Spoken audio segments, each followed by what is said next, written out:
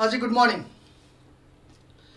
देखिए, आज enolate chemistry में स्टीरियो केमिस्ट्री एस्पेक्ट्स देखने के लिए हम लोग ज़ीमरमान ट्रेक्सलर मॉडल का हेल्प लेंगे और इसका फर्स्ट पार्ट हम लोग कर चुके हैं, जिसमें हम लोग ये आइडेंटिफाई करना सीख चुके हैं कि कब और किस वक्त हमारे को इनोलेट कौन सा बनाना है। अगर लिथियम इनोलेट बनाना है तो कब सिंस बनेगा, कब ट्रांस बनेगा, यानी कब Z बनेगा, कब E बनेगा। अगर एस्टर के इनोलेट्स बनाने होते हैं तो हम जनरली ट्रांस लिथियम इनोलेट्स ही बनाते हैं, और सल्फर कंटेनिंग कंपाउंड्स के इनोलेट्स जब बनाते हैं तो सल्फर पर लगा हुआ ग्रुप डिसाइड करता है। और इसके अलावा बोरेन इनोलेट्स में कौन से वाले हमें कार्बोनाइल्स के साथ इनोलेट्स बनाने हैं, बोरोन इनोलेट्स में, तो वहां मैंने बताया था बोरोन पे लगा हुआ ग्रुप ये डिसाइड करता है कि किस वक्त हमें कौन सा इनोलेट बनाना है। ये सब कुछ हम लोग पिछली क्लास में कर चुके हैं। मतलब आज की क्लास में हम आगे बढ़े उससे पहले पिछली क्लास का पूरा कंसेप्ट हम लोगों का क्लियर होना चाहिए। ओके, अब देखिए, पिछली क्लास में मैंने आपको कब और किस वक्त कौन सा इनोलेट बनाना होता है ये मैं बता चुका हूं आप लोगों को। क्लियर? तो यानी हम लोग अब आज ज़ीमरमान ट्रेक्सलर मॉडल शुरू करने की स्थिति में है, जिसका बेसिक कंसेप्ट हम लोग कर चुके हैं। तो आज आप लोग हेडिंग डालेंगे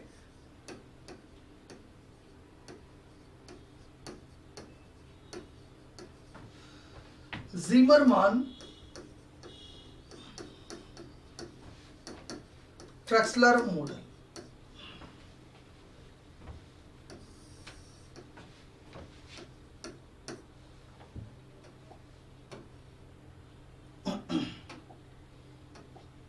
देखिएगा, देखो, ज़ीमरमान ट्रेक्सलर मॉडल क्या है ये आज हम लोगों को चालू करना है, और उसके लिए मैं आप लोगों को एक बेसिक एग्जांपल देता हूं कि ये कोई कार्बोनाइल कंपाउंड हमने लिया।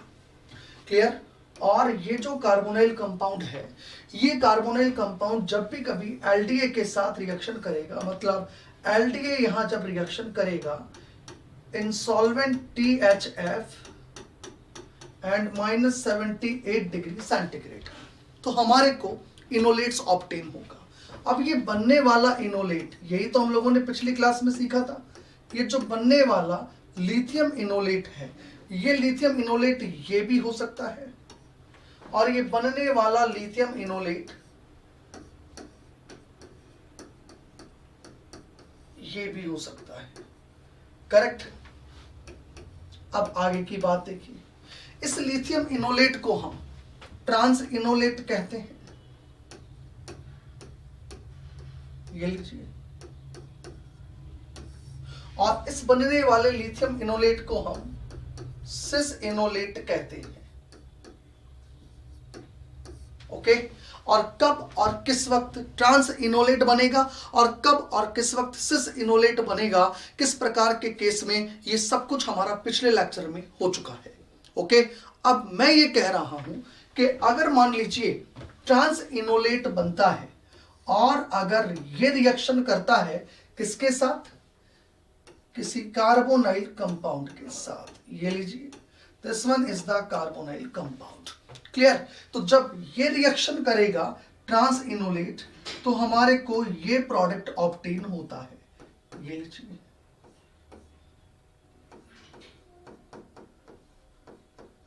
ये लीजिए OH, सॉरी Me, और ये OH। लुक, ये लीजिए, इसे हम कहते हैं एंटी डायस्टीरियोमर, मतलब हमारे को एंटी डायस्टीरियोमर ऑब्टेन होता है। This one is the major product. Anti diastereomer is form as the major product यदि ट्रांस इनोलेट यूज में लिया जाता है तो। क्लियर? यानी ट्रांस इनोलेट बन रहा है, मान लीजिए इन दोनों में से ये बन रहा है इस केस में, तो फिर मेजर प्रोडक्ट एंटी डायस्टीरियोमर हमारे को मिलेगा। Is it clear? ओके, अब एक चीज याद रखना, ये एंटी मैंने आपको क्या बताया था पिछली क्लास में, दो तरीके के बन सकते हैं, वेज डैश या डैश वेज, यानी एक ये और एक इसका एनेंशियोमर, ये पॉसिबल है, ये दोनों साथ बनेंगे। क्लियर? आगे देखिएगा, अगर मान लीजिए कार्बोनाइल कंपाउंड सिस इनोलेट बना रहा है ड्यूरिंग द रिएक्शन, और यदि सिस इनोलेट बनता है और ये जब रिएक्शन करेगा कार्बोनाइल कंपाउंड के साथ, ये लीजिए, तो सिस इनोलेट हमारे को सिन डाइस्टीरियोमर देता है। ये लीजिए, ये सिन डाइस्टीरियोमर मैंने यहां पे लिखा, ये लीजिए, दिस वन इज द सिन डाइस्टीरियोमर। अब एक और बात आपको ये ध्यान रखनी है कि ये जो सिन डाइस्टीरियोमर हमने बनाया है, this one is the major product. ये सिन डाइस्टीरियोमर जो कि मेजर प्रोडक्ट हमारे को मिल रहा है, ये वेज वेज भी हो सकता है और डैश डैश भी हो सकता है। अब ये वेज वेज वाला और डैश डैश वाला, ये दोनों एक दूसरे के एनेंटियोमर है, यानी हम ये कहते हैं ये और एक इसका एनेंटियोमर, ये दोनों ही ऑब्टेन होंगे राइट नाउ। लेकिन हाँ, हम डीलिंग कर रहे हैं डायस्टीरियो सेलेक्टिविटी की, तो याद रखना ट्रांस इनोलेट इन दोनों में से ये मेजर देता है, सिस इनोलेट इन दोनों में से ये मेजर देता है, ये हमारे को ध्यान रखना है। और ये मेजर बना यहां, ये मेजर बना यहां, it can be identified by the help of the Zimmermann Traxler model. देखो रिजल्ट क्या है, ये अपने को याद होना चाहिए, क्लियर, क्योंकि हमारा क्वेश्चन रिजल्ट से सॉल्व होगा। कैसे बना, इसने यही क्यों दिया और इसने यही क्यों दिया एज द मेजर प्रोडक्ट, ये अभी मैं एक्सप्लेन कर रहा हूं आप लोगों को, बट हमें सबसे पहले रिजल्ट्स पता होना चाहिए कि trans enolate anti diastereomer major देगा और cis enolate syn diastereomer major देगा। अब एंटी का क्या मतलब है, एंटी का मतलब है कि यहां का मिथाइल और यहां पे बनने वाला एल्कोहल, ये दोनों ऑपोजिट साइड है, एक वेज और एक डैश, और इधर इस वाले का मिथाइल और यहां बनने वाला OH, ये दोनों सेम साइड है, या तो दोनों ही वेज वेज या दोनों ही dash dash in the zigzag chain. तो अगर दोनों सेम साइड है, वेज वेज या डैश डैश, तो इसको मैं कहता हूं सिन, और वेज डैश या डैश वेज को मैं कहता हूं एंटी। अब ये बनता कैसे है, क्यों इस केस में ये मेजर बना और क्यों इस केस में ये मेजर बना, यही हमें सीखना है, और इसे ही कहा जाता है ज़ीमरमान ट्रैक्सलर मॉडल। क्लियर, तो अब मैं आप लोगों से चर्चा करता हूं कि ज़ीमरमान ट्रैक्सलर मॉडल क्या है और क्यों इस इनोलेट ने यही मेजर दिया और इस इनोलेट ने यही मेजर दिया। क्लियर, देखिएगा। अब अगर मैं यहां पर सबसे पहले आप लोगों को यह बता दूं कि ज़ीमरमान ट्रैक्सलर मॉडल के अकॉर्डिंग जो एल्डोल रिएक्शन होती है वो एक 6 मेंबर्ड साइक्लिक ट्रांजिशन स्टेट के थ्रू होती है, और ये 6 membered cyclic transition state Zimmermann Traxler cyclic transition state भी कहला देती है, और या फिर हम इस मॉडल को ज़ीमरमान ट्रैक्सलर मॉडल कहते हैं। क्लियर, तो हम क्या कहें सबसे पहले कि according to Zimmermann and Traxler model, according to Zimmermann and Traxler model,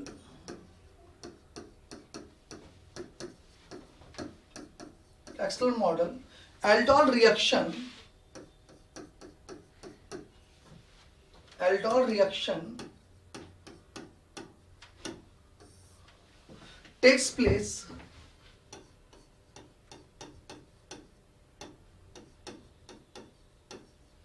via 6 membered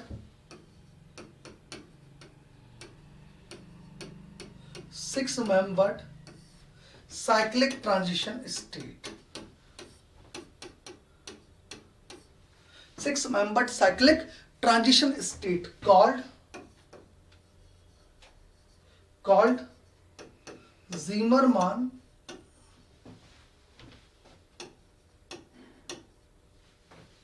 Traxler transition state.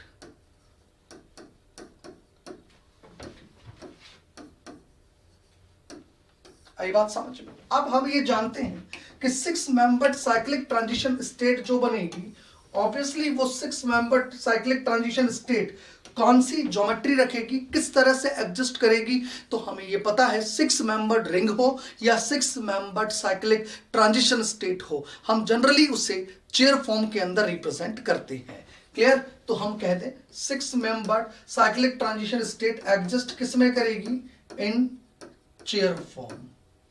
ये चेयर फॉर्म के अंदर एडजस्ट करती है। तो सबसे पहले तो हमारे दिमाग में ये पिक्चर क्लियर होनी बहुत जरूरी है कि ज़ीमरमान ट्रेक्सलर मॉडल ये कहता है कि जब भी कभी एल्डोल रिएक्शन होती है तो वो via 6 membered cyclic transition state होती है। अब वो 6 मेंबर्ड साइक्लिक ट्रांजिशन स्टेट कैसे बनती है, जरा हम लोग इसकी चर्चाएं कर लेते हैं। आइए देखते हैं।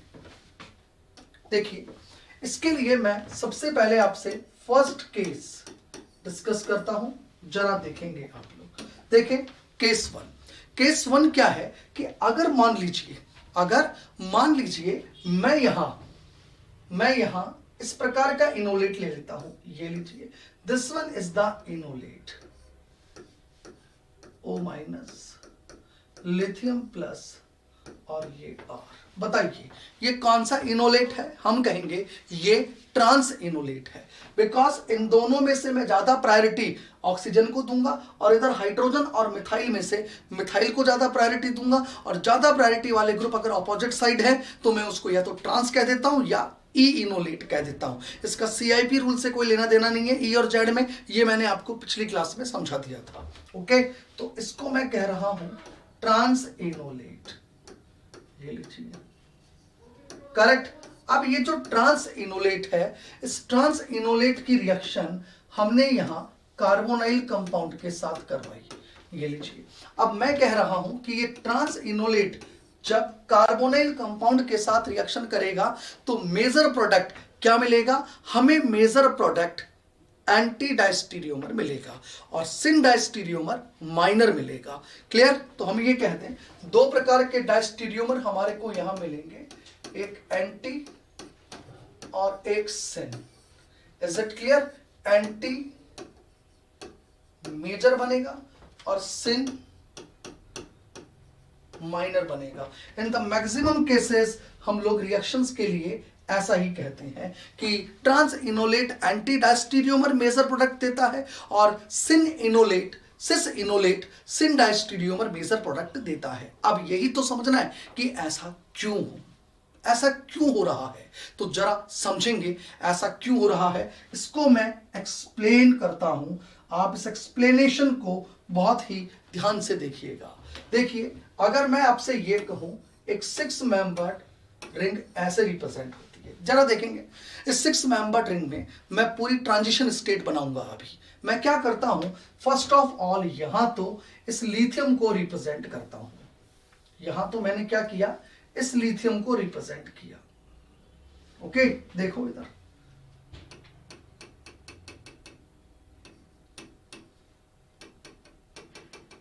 ये लीजिए। अब हमारे को पता है कि लिथियम जो कैटायन होता है ये एक्चुअली 2-2 ऑक्सीजन के साथ इंटरएक्शन शो करेगा। जो लिथियम कैटायन है वो 2-2 ऑक्सीजन के साथ इंटरएक्शन शो करेगा, ये हम लोगों को पता है। क्लियर? अब 2-2 ऑक्सीजन के साथ इंटरएक्शन कैसे शो करेगा, जरा हम लोग देखते हैं। अगर मैं आपसे ये कहूं कि ये वाली जो ऑक्सीजन है ये तो कार्बोनाइल की कर लेते हैं, और ये जो ऑक्सीजन है ये ऑक्सीजन हम इनोलेट की कर लेते हैं, राइट। ये डबल बॉन्ड हो गया। क्लियर? और यहां पर ये हमारे पास R हो गया, ये लीजिए, करेक्ट। और यहां इस डबल बॉन्ड के साथ चूंकि ये दोनों एक दूसरे के ट्रांस में है तो हम ये कह दें ये जो मिथाइल है, ये मिथाइल ये यहां इक्वेटोरियल पे ही रहेगा, करेक्ट। ये लीजिए, ये मैंने यहां पर डबल बॉन्ड की स्टीरियो शो कर दी है। ओके, चलो जी आगे की बात करते हैं अब हम लोग। अब देखो इधर, यहां से ये हाइड्रोजन हो गया, ये लीजिए। अब मैं यहां पर किस तरह से इंटरेक्शन शो कर रहा हूं, जरा आप लोग देखिएगा। इस इंटरेक्शन को हम इस तरीके से शो कर दें। देखिए, सबसे पहले मैं इसको इस तरीके से बना देता हूं, ये लीजिए, ये O-, ये Li प्लस, और ये जो कार्बोनाइल है ये R, और ये यहाँ H। देखिएगा, ध्यान से देखिए, ये इनोलेट हमने किस प्रकार का बनाया है। मैं ये कह दूं, ये इनोलेट ट्रांस इनोलेट है, करेक्ट। ये O- और Me दोनों एक दूसरे के अपोजिट है, तो ये इनोलेट कैसा है, ट्रांस इनोलेट। ये ट्रांस इनोलेट रिएक्शन कैसे करता है जरा देखेंगे। अगर मैं आपसे ये कहूं कि ये इलेक्ट्रॉन इधर से इधर जाएंगे, ये यहां से न्यूक्लियोफिलिक अटैक करेगा, और ये इलेक्ट्रॉन यहां से यहां आएंगे, तो हमारे को एक 6 membered cyclic transition state obtain होगी। जब ये 6 मेंबर्ड साइक्लिक ट्रांजिशन स्टेट हम लोग बनाएंगे, तो देखिएगा, ये 6 मेंबर्ड साइक्लिक ट्रांजिशन स्टेट कुछ इस प्रकार से रिप्रेजेंट की जाती है। लीजिए,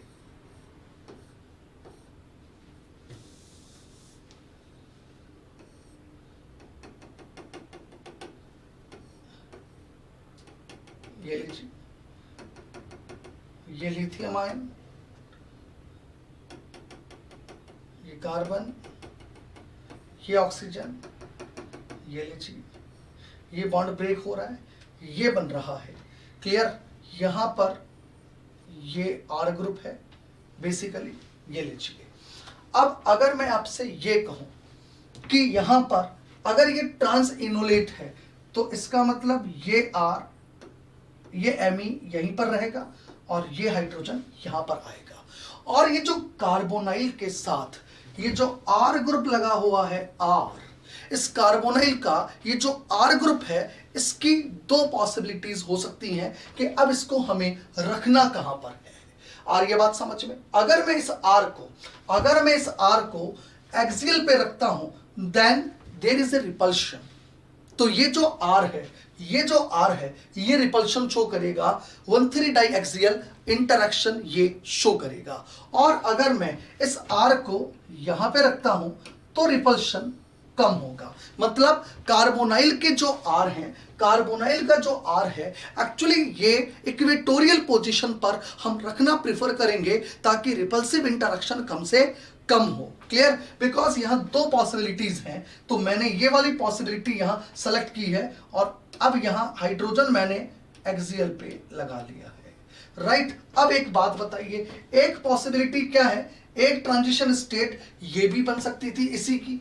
कैसी बन सकती थी एक और ट्रांजिशन स्टेट, जरा आप लोग देखेंगे।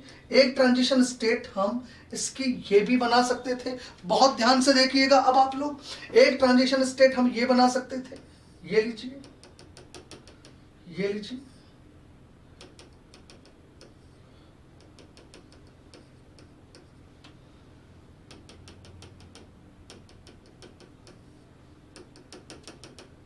ये लीजिए, और मैं ये कह दूं हाइड्रोजन इक्वेटोरियल पोजीशन पे आ जाए, और ये जो मिथाइल ग्रुप है या R ग्रुप है, सॉरी, ये R ग्रुप इधर चला जाए। ये लीजिए, ट्रांस इनोलेट ये दो पॉसिबिलिटीज के साथ रिएक्शन कर सकता है कार्बोनाइल के साथ, और यहां पर हम लोगों ने क्या लगाना है, मिथाइल। चूंकि ट्रांस इनोलेट है, मिथाइल तो यहीं आएगा, ये हाइड्रोजन और ये R ग्रुप, ये लीजिए। ये दो पॉसिबिलिटीज हो सकती है साइक्लिक ट्रांजिशन स्टेट की, ये कहता है ज़ीमरमान ट्रैक्सलर मॉडल। अब इन दोनों में से अगर मैं आप लोगों से बात ये कहूं कि ये ऊपर वाली ट्रांजिशन स्टेट है, ये मोर स्टेबल है, इसलिए मोर प्रिफर्ड है, और इसीलिए ये ट्रांजिशन स्टेट ज्यादा बनेगी ड्यूरिंग द रिएक्शन। नीचे वाली ट्रांजिशन स्टेट की मैं बात करूं तो मिथाइल एक्सियल पोजीशन पर होने के कारण रिपल्सिव इंटरेक्शन शो करेगा, और अगर रिपल्सिव इंटरेक्शन शो करेगा तो हम कहेंगे ये लेस स्टेबल ट्रांजिशन स्टेट है, इसलिए ये लेस प्रिफर्ड है, राइट। ये बात हुई आपके दो प्रकार की ट्रांजिशन स्टेट की। तो हम ये कह दें कि ये वाली जो ट्रांजिशन स्टेट है, ये ट्रांजिशन स्टेट मोर पॉपुलेटेड होगी,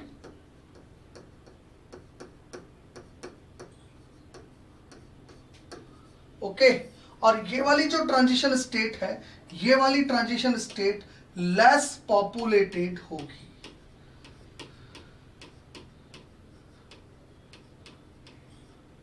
ये लीजिए, इसीलिए मोर पॉपुलेटेड ट्रांजिशन स्टेट से हमारे को मेजर प्रोडक्ट मिलेगा, और जो लेस पॉपुलेटेड ट्रांजिशन स्टेट है इससे हमें माइनर प्रोडक्ट ऑब्टेन होगा। क्लियर? तो अब मैं बात करता हूं कि यहां से और यहां से बनने वाले प्रोडक्ट कौन कौन से हैं। तो जरा देखेंगे किससे हमें कौन सा प्रोडक्ट ऑब्टेन हो रहा है, बहुत ध्यान से देखेंगे। अब आप लोग देखें, अगर मैं यहां इस ट्रांजिशन स्टेट से अब आगे बढ़ाऊं इस सवाल को, तो देखो हमारे को प्रोडक्ट क्या मिल रहा है, देखेंगे आप लोग जरा। मैं अगर आपसे ये कह दूं, ये कार्बोनाइल हमारे को मिल गया, ये बॉन्ड बन गया, इस बॉन्ड के बनने के बाद एक्चुअली OLI यहां पर आ गया, ये R हो गया, ये H हो गया, यहां से ये मिथाइल हो गया, और ये H हो गया, और ये हमारा R हो गया। कहिए ये मेरी बात आपके समझ में आई? आ गई ये समझ में? और उसके बाद में अगर मैं आपसे ये कह दूं, यहां वर्कअप हो गया, बहुत ध्यान से समझना, क्या करवा दिया हमने आगे? वर्कअप करवा दिया है। वर्कअप होते ही OLI यहां पर क्या आ जाएगा? OH, मतलब LI की जगह H आ जाएगा यहां पर। तो वर्कअप होते ही देखिएगा क्या रहा, आफ्टर द वर्कअप हमारे को ये प्रोडक्ट मिल गया। देखेंगे आप लोग, आफ्टर द वर्कअप हमारे को ये प्रोडक्ट मिल जाएगा, ये लीजिए C डबल बॉन्ड O, ये R,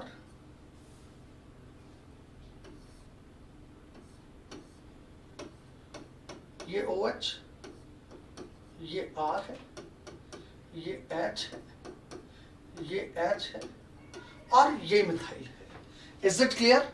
ये बात हुई आप लोगों के बीटा हाइड्रोक्सी कार्बोनाइल की। प्रोडक्ट क्या बना ये आपके सामने है। अब सारा खेल किसका है कि एक्चुअली ये सिन है या एंटी है, ये प्रोडक्ट है कौन सा, हमारे को ये पता करना है। तो देखेंगे ये प्रोडक्ट क्या है, ये पता कैसे किया जाता है, इसे मैं आप लोगों को सिखाता हूं। देखिए ये प्रोडक्ट कैसा है, इसको मैं कैसे सॉल्व कर रहा हूं, जरा देखेंगे आप लोग। क्या किया करो हमेशा कि आपको एक जिगजैग चेन को प्लेन ऑफ द पेपर पे लिखना है। तो जिस जिगजैग चेन को आपको प्लेन ऑफ द पेपर पे लिखना है उसको मैं हाईलाइट कर रहा हूं। ये लीजिए, ये है वो जिगजैग चेन जो हमें प्लेन ऑफ द पेपर पे लिखनी होती है। ध्यान रखिएगा कौन सी है चेन, ये जिगजैग चेन, ये जो मैंने हाईलाइट करी है, ये प्लेन ऑफ द पेपर पे लिख दो। क्लियर? तो देखो भाई कैसे कर रहा हूं मैं, देखना, बहुत ही गजब की बात अब आप सीखने वाले हो। देखना अब आप लोग, यहां मैंने इसे प्लेन ऑफ द पेपर पे लिख दिया है। ये लीजिए, ये लीजिए, और ये लीजिए, ये मैंने प्लेन ऑफ द पेपर पे लिख दिया है। ये OH हो चुका है, क्लियर, और ये मिथाइल हो चुका है। ये प्लेन ऑफ द पेपर पे ग्रुप आ चुके हैं। ओके, तो प्लेन ऑफ द पेपर पे कौन सा ग्रुप आ गया है, ये लीजिए, ये OH इधर से, और ये मिथाइल ग्रुप। ओके, अब आप देखिए ये जो प्लेन ऑफ द पेपर पे ये पोर्शन मैंने लगाया है, इसके लिए इसके रिस्पेक्ट में H टुवर्ड्स द व्यूअर है, मतलब ये प्लेन ऑफ द पेपर को आप थोड़ा सा यूं घुमाओ, यूं। जब ऐसे आप इस प्लेन ऑफ द पेपर को थोड़ा ऐसे करोगे यूं, तो आपको ये H और R टुवर्ड्स द व्यूअर नजर आएंगे। अरे ये दोनों तो टुवर्ड्स द व्यूअर नजर आए ना, ये और ये आपको टुवर्ड्स द व्यूअर नजर आएंगे, और ये वाला हाइड्रोजन और ये COR ये अवे फ्रॉम द व्यूअर नजर आ जाएगा। क्लियर? तो मैं क्या कर रहा हूं, देखो आप, देखो यार, देखो जैसे ही मैंने इसको यूं किया तो ये H टुवर्ड्स द व्यूअर नजर आ गया, इधर से ये R भी टुवर्ड्स द व्यूअर नजर आ गया। अब अवे फ्रॉम द व्यूअर कौन है जरा देखेंगे, यहां away from the viewer C double bond OR है, और इधर away from the viewer H है। ये लीजिए हमारे को ये प्रोडक्ट ऑब्टेन हो गया है। क्लियर? लेकिन ये जो प्रोडक्ट मैंने बनाया है, अगर आप ये कहें कि यार ये प्रोडक्ट तो हमारे को देख के पता ही नहीं लग रहा कि एक्चुअली ये प्रोडक्ट सिन है या फिर ये प्रोडक्ट एंटी है, ये तो पता ही नहीं लग रहा, तो भाई कोई बात नहीं, पता नहीं लग रहा तो अभी पता करते हैं कैसे हमारे को सिन और एंटी देखना है, तो देखो सिन और एंटी कैसे देखेंगे, अब मैं आपको यहां ये दिखाता हूं। देखो सिन और एंटी देखना सिखाता हूं। सिन और एंटी देखने के लिए हमारे को ये पता है कि जिगजैग चेन में प्लेन ऑफ द पेपर पे कौन सा ग्रुप लगाया जाता है, हम ये कह दें प्लेन ऑफ द पेपर पे देखिए ये ग्रुप लगाए जाते हैं। ये लीजिए इधर से ये C डबल बॉन्ड OR ये प्लेन ऑफ द पेपर पे रहे और इधर से ये R plane of the paper पे रहे। इन दोनों ग्रुप का प्लेन ऑफ द पेपर पे होना जरूरी है, जबकि यहां तो प्लेन ऑफ द पेपर पे इधर ME है और इधर OH है। तो जिसको आपको प्लेन ऑफ द पेपर पे लाना है उसको ले आओ bye the help of the even changes. Correct. तो इवन चेंजेस करते हुए अगर मैं COR को प्लेन ऑफ द पेपर पे लाऊंगा, ये COR plane of the paper पे आया तो ME डैश पे आएगा, फिर ME वेज पे आएगा। ये लीजिए ये ME वेज पर आ गया और H डैश पे आ गया। ये लीजिए ये आपको मैंने इधर की 3D सिखा दी है। और अब मैं उधर भी इवन चेंज करता हूं तो इधर देखिए R प्लेन में आएगा और OH वेज पे जाएगा, फिर OH डैश पे जाएगा और H वेज पे आएगा। ये लीजिए ये हमारे को प्रोडक्ट ऑब्टेन हो गया।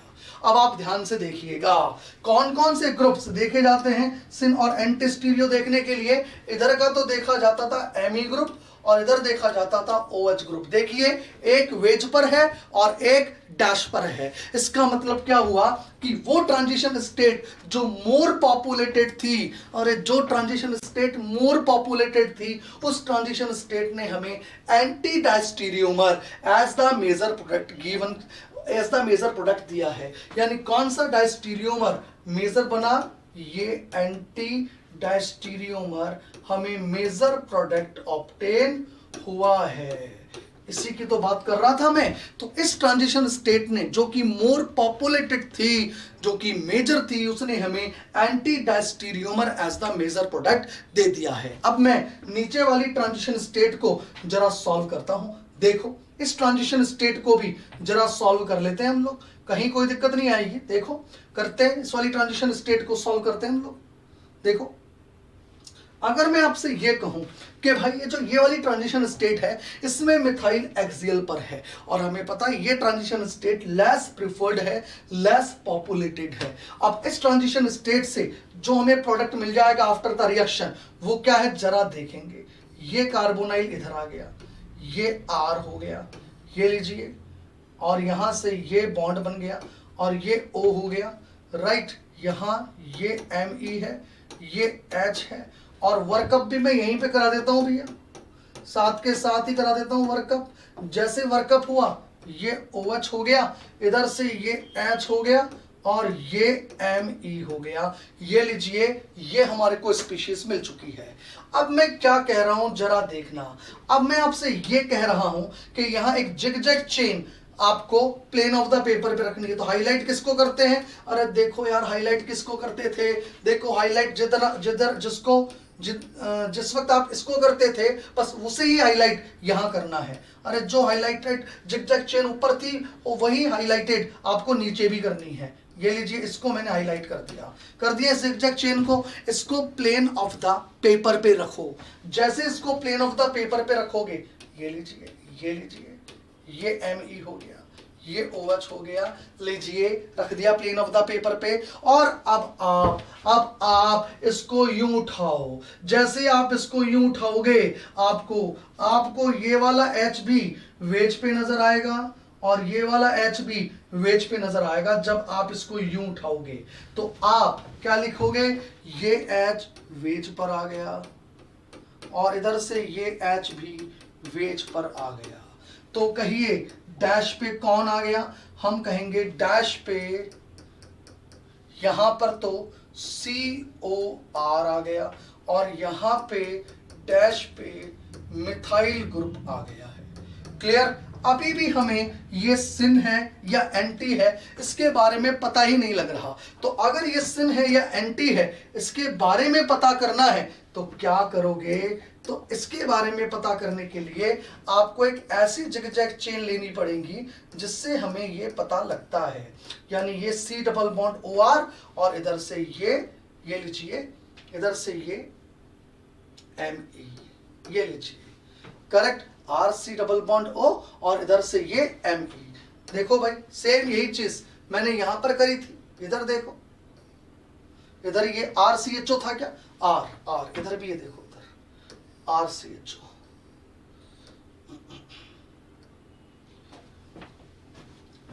ये R है बेसिकली, ये R चल रहा है भैया, है ना, ये R है, R यहीं से यहां पर मैंने R, ये R ग्रुप था, यहां से ही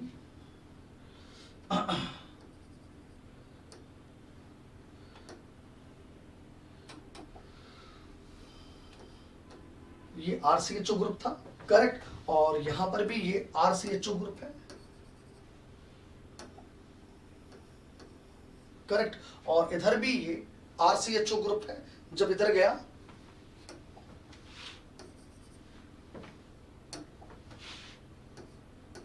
ये लीजिए, और ये इधर भी RCHO ग्रुप है।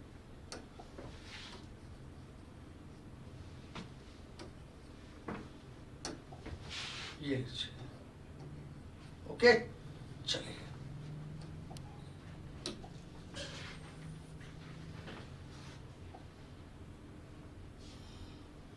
अब देखिएगा, तो यहां पर ये जो ग्रुप है C डबल बॉन्ड OR, इधर से ये और इधर से ये R, ये लीजिए, इसे मैं प्लेन ऑफ द पेपर पे लेकर आता हूं।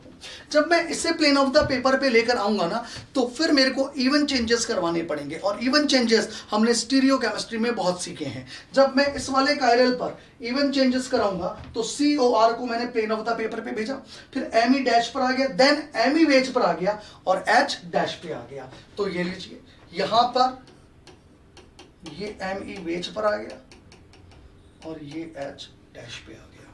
क्लियर? अब आप देखिए OH यहां डैश पे गया, R प्लेन पे आ गया, अब R प्लेन में OH डैश में, फिर OH वेज पर और H डैश पर, ये यहां इवन चेंजेस करा दिए। अब आप ध्यान से देखिएगा, यहां पर आपको यहां इधर का मिथाइल ग्रुप, राइट, ये लीजिए, इस वाले ग्रुप का तो मिथाइल और कार्बोनाइल का OH, देखो दोनों वेज वेज नजर आ रहे हैं। और अगर ये दोनों वेज वेज नजर आ रहे हैं तो इसका क्या मतलब है, इसका मतलब है ये सिन डायस्टीरियोमर है। लेकिन सिन डायस्टीरियोमर हमारे को हमेशा as the minor product obtain होता है। तो ये मैंने आप लोगों को पूरा सिखा दिया है कि कब और किस वक्त कौन सा डायस्टीरियोमर हमारे को मेजर बनाना है। तो आपने देखा कि क्यों जब हम लोग ट्रांस इनोलेट ले रहे हैं, देखिए इधर देखिए, ट्रांस इनोलेट लेने पर इधर देखेंगे आप सभी लोग, ये जो लिया है मैंने ट्रांस इनोलेट, ये लीजिए ट्रांस इनोलेट लिया है। यहाँ ट्रांस इनोलेट ने जब रिएक्शन करी तो दो प्रकार की ट्रांजिशन स्टेट के बनने की यहां संभावना थी। अरे क्या लिया था मैंने, ट्रांस इनोलेट लिया था, और ट्रांस इनोलेट ने जैसे रिएक्शन करी दो प्रकार की ट्रांजिशन स्टेट बन सकती थी। एक ट्रांजिशन स्टेट में कार्बोनाइल ग्रुप का R इक्वेटोरियल पे, एक में एक्सियल पर था, जिसमें ये R इक्वेटोरियल पर होगा वहां रिपल्शन कम होएगा, और अगर इस R को एक्सियल पर भेजोगे तो ये 1,3 डायक्सियल रिपल्शन ज्यादा देगा। तो इसका मतलब ये मोर प्रिफर्ड है, ये लेस प्रिफर्ड है। जो मोर प्रिफर्ड है वो मोर पॉपुलेटेड होगी, जो लेस प्रिफर्ड है वो लेस पॉपुलेटेड होगी। तो जो मोर पॉपुलेटेड है उसने कौन सा प्रोडक्ट दिया, उसने दिया, इस वाले ने दिया, मोर पॉपुलेटेड ने एंटी डायस्टीरियोमर, और इसने दिया सिन डायस्टीरियोमर। तो यहां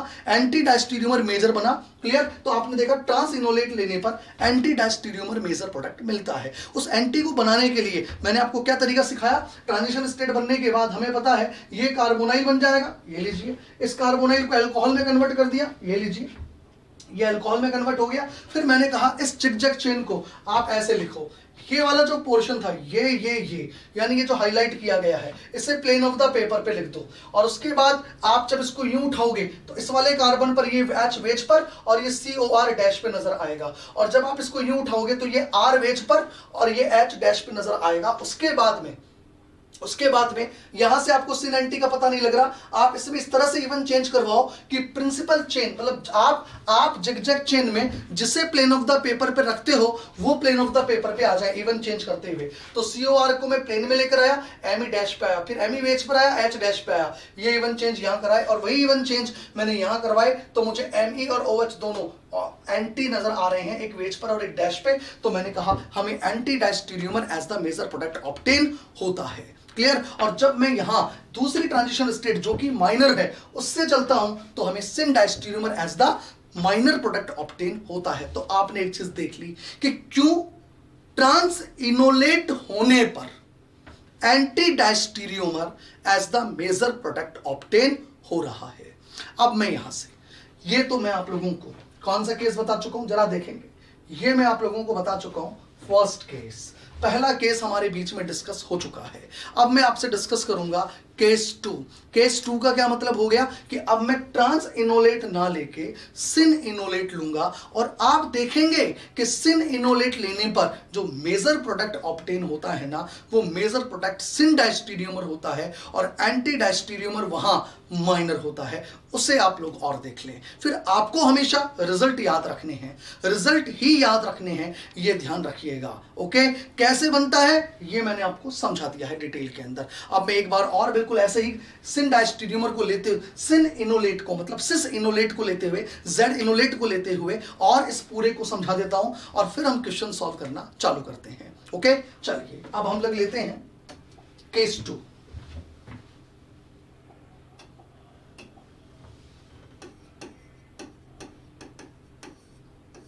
देखिए केस 2 के अंदर अब मैं जो आप लोगों से डिस्कस करूंगा वो डिस्कस करूंगा सिन इनोलेट की कार्बोनाइल के साथ रिएक्शन। देखिएगा, मैंने लिया syn enolate O minus Li plus, ये लीजिए, करेक्ट। ये हमने यहां सिन इनोलेट लिया है। अब सिन इनोलेट की रिएक्शन मेरे को किससे करानी है? इस कार्बोनाइल के साथ। और जब सिन इनोलेट, यानी सिस इनोलेट, सॉरी नॉट सिन, जब ये सिस इनोलेट यानी कि जेड इनोलेट रिएक्शन करेगा,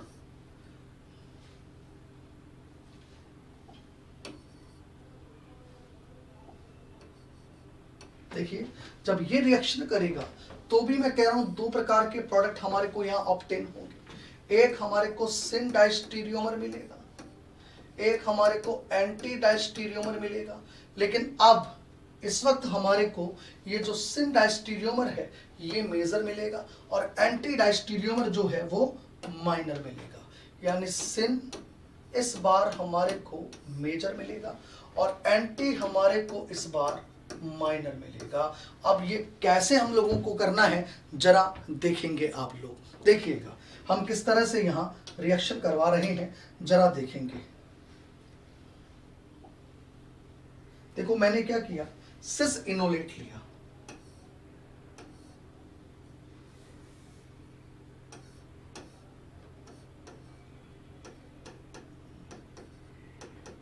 ये लीजिए, ये है सिस इनोलेट। और ये जो सिस इनोलेट है, मैं मैकेनिज्म डिस्कस कर रहा हूं आप लोगों से, मैकेनिज्म को बहुत ध्यान से आप लोग समझेंगे।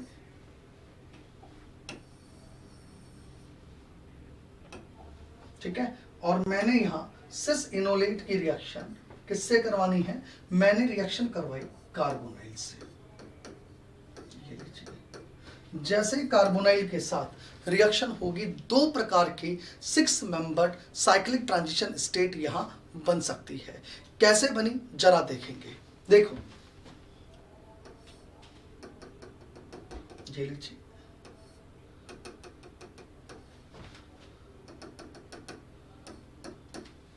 होगा कैसे जरा देखेंगे। ये इलेक्ट्रॉन्स यहां से यहां आएंगे, ये इलेक्ट्रॉन्स यहां से इधर अटैक करेंगे और ये इलेक्ट्रॉन्स इधर से इधर आएंगे और यहां से हमारे को ये स्पीशीज मिलेगी। जरा देखेंगे आप लोग, ये लीजिए, ये लीजिए, यहां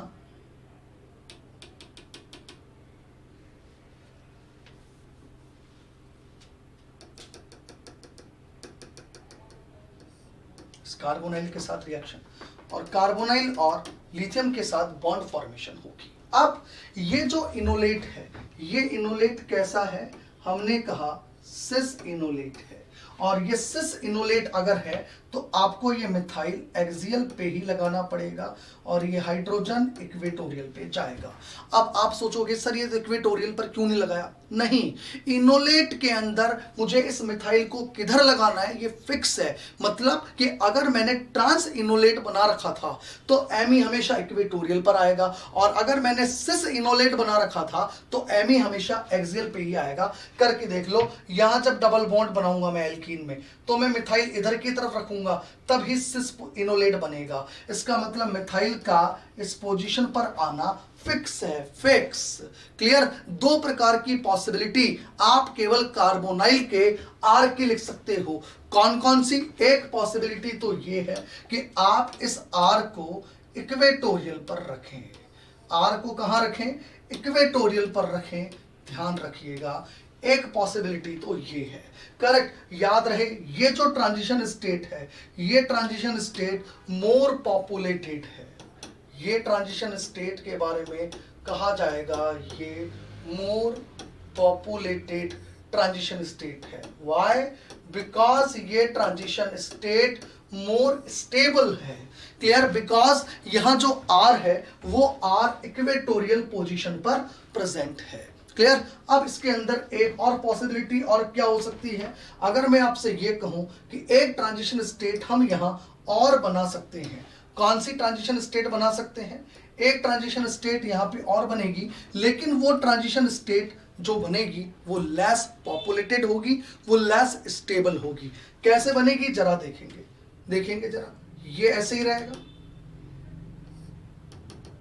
ये ऐसे ही है, ये लिथियम आई गया यहां पे। क्लियर? और यहां इसने कार्बोनाइल के साथ रिएक्शन करी, ये लीजिए कार्बोनाइल की ऑक्सीजन लिथियम से जुड़ रही है।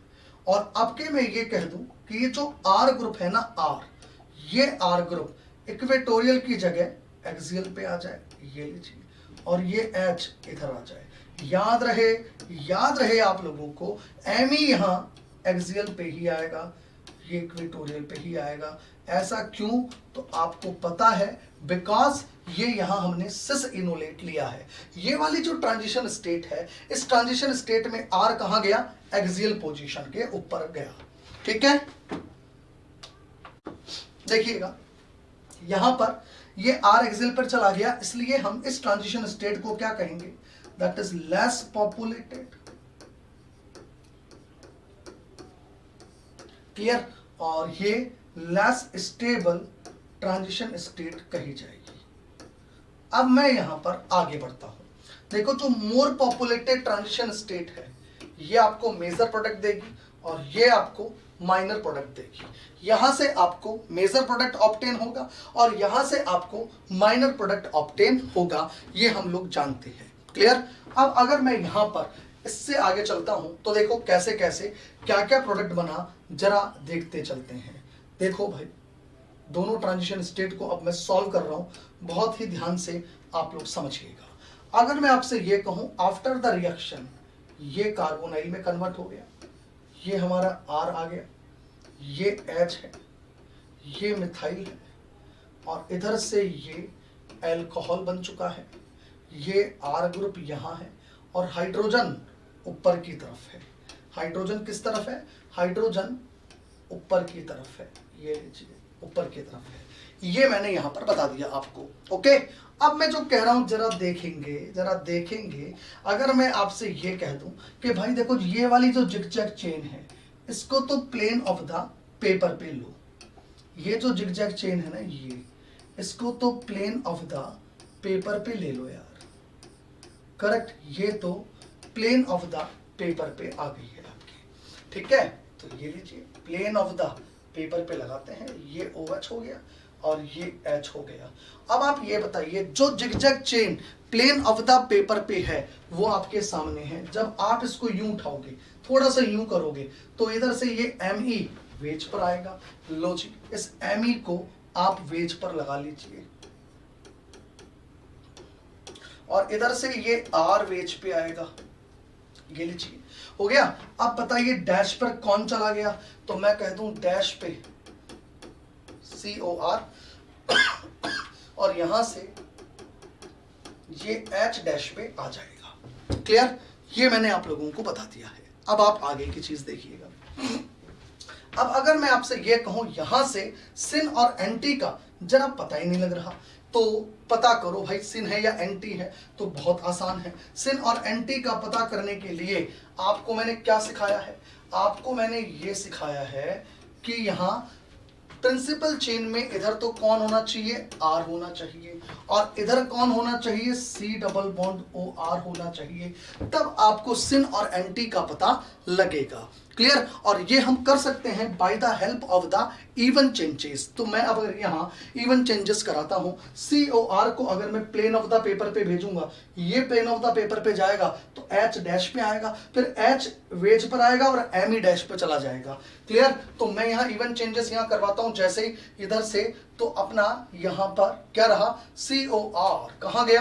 कहाँ गया C O R? Plane of the paper पे एच डैश पे, फिर एच वेज पर आ गया, ये लीजिए, और एम ई डैश पे आ गया, ये लीजिए, ये स्पीशीज मिल गई। अब यहां पर आप R plane of the paper पे, ओ एच वेज पर, फिर ओ एच डैश पे और एच वेज पर, तो एच वेज पर आ गया और ओ एच डैश पे आ गया। लीजिए अब आप देखिए इस जिगजैग चेन में बनाने के बाद आपका इधर का ये एम ई और इधर का ये ओ एच दोनों कैसे कैसे आ गए? दोनों डैश डैश पर एग्जिस्ट कर रहे हैं। तो बताइए कौन सा डायस्टीरियोमर हो गया ये? इसको आप कहोगे सिन डायस्टीरियोमर। और ये सिन डायस्टीरियोमर मोर पॉपुलेटेड ट्रांजिशन स्टेट से आ रहा है, इसलिए इस प्रोडक्ट को हम मेजर प्रोडक्ट कहेंगे। ये प्रोडक्ट कैसा हो गया? मेजर। तो इसका मतलब देखो प्रूव कर दिया है मैंने कि सिस इनोलेट, कौन सा इनोलेट? सिस इनोलेट हमारे को syn diastereomer as the major product देता है। अब इतना ध्यान रखना, दोनों एनेंटियोमर बनेंगे, डैश डैश भी बनेगा और वेज वेज भी बनेगा, बस मुझे ट्रांजिशन स्टेट थोड़ी दूसरे तरीके से बनानी पड़ेगी, पर हाँ मेजर सिन ही बनेगा। क्लियर? अब अगर मैं इस ट्रांजिशन स्टेट को सॉल्व करता हूं तो देखो कैसे सॉल्व होगी, जरा देखेंगे आप लोग।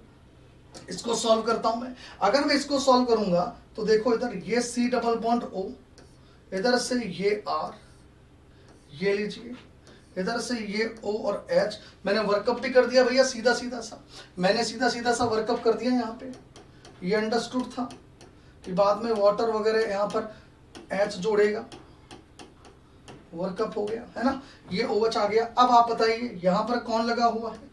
एच लगा हुआ है। ऊपर की तरफ कौन लगा हुआ है? आर लगा हुआ है। और यहाँ पर इधर कौन लगा हुआ है?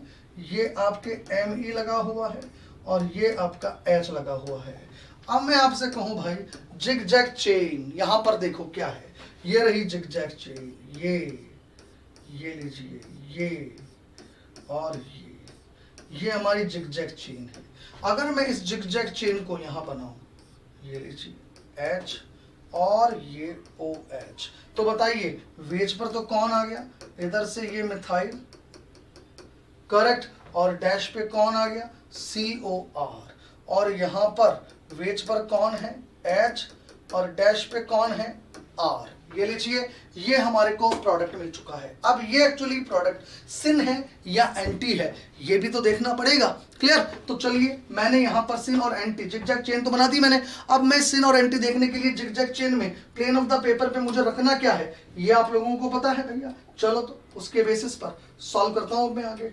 अगर मैं यहाँ पर ये कहूँ कि actually plane of the paper पे तो यहाँ हमें ये C double bond O R रखना है और इधर से ये आर रखना है, तो जब आप ऐसा करेंगे तो देखो क्या होगा।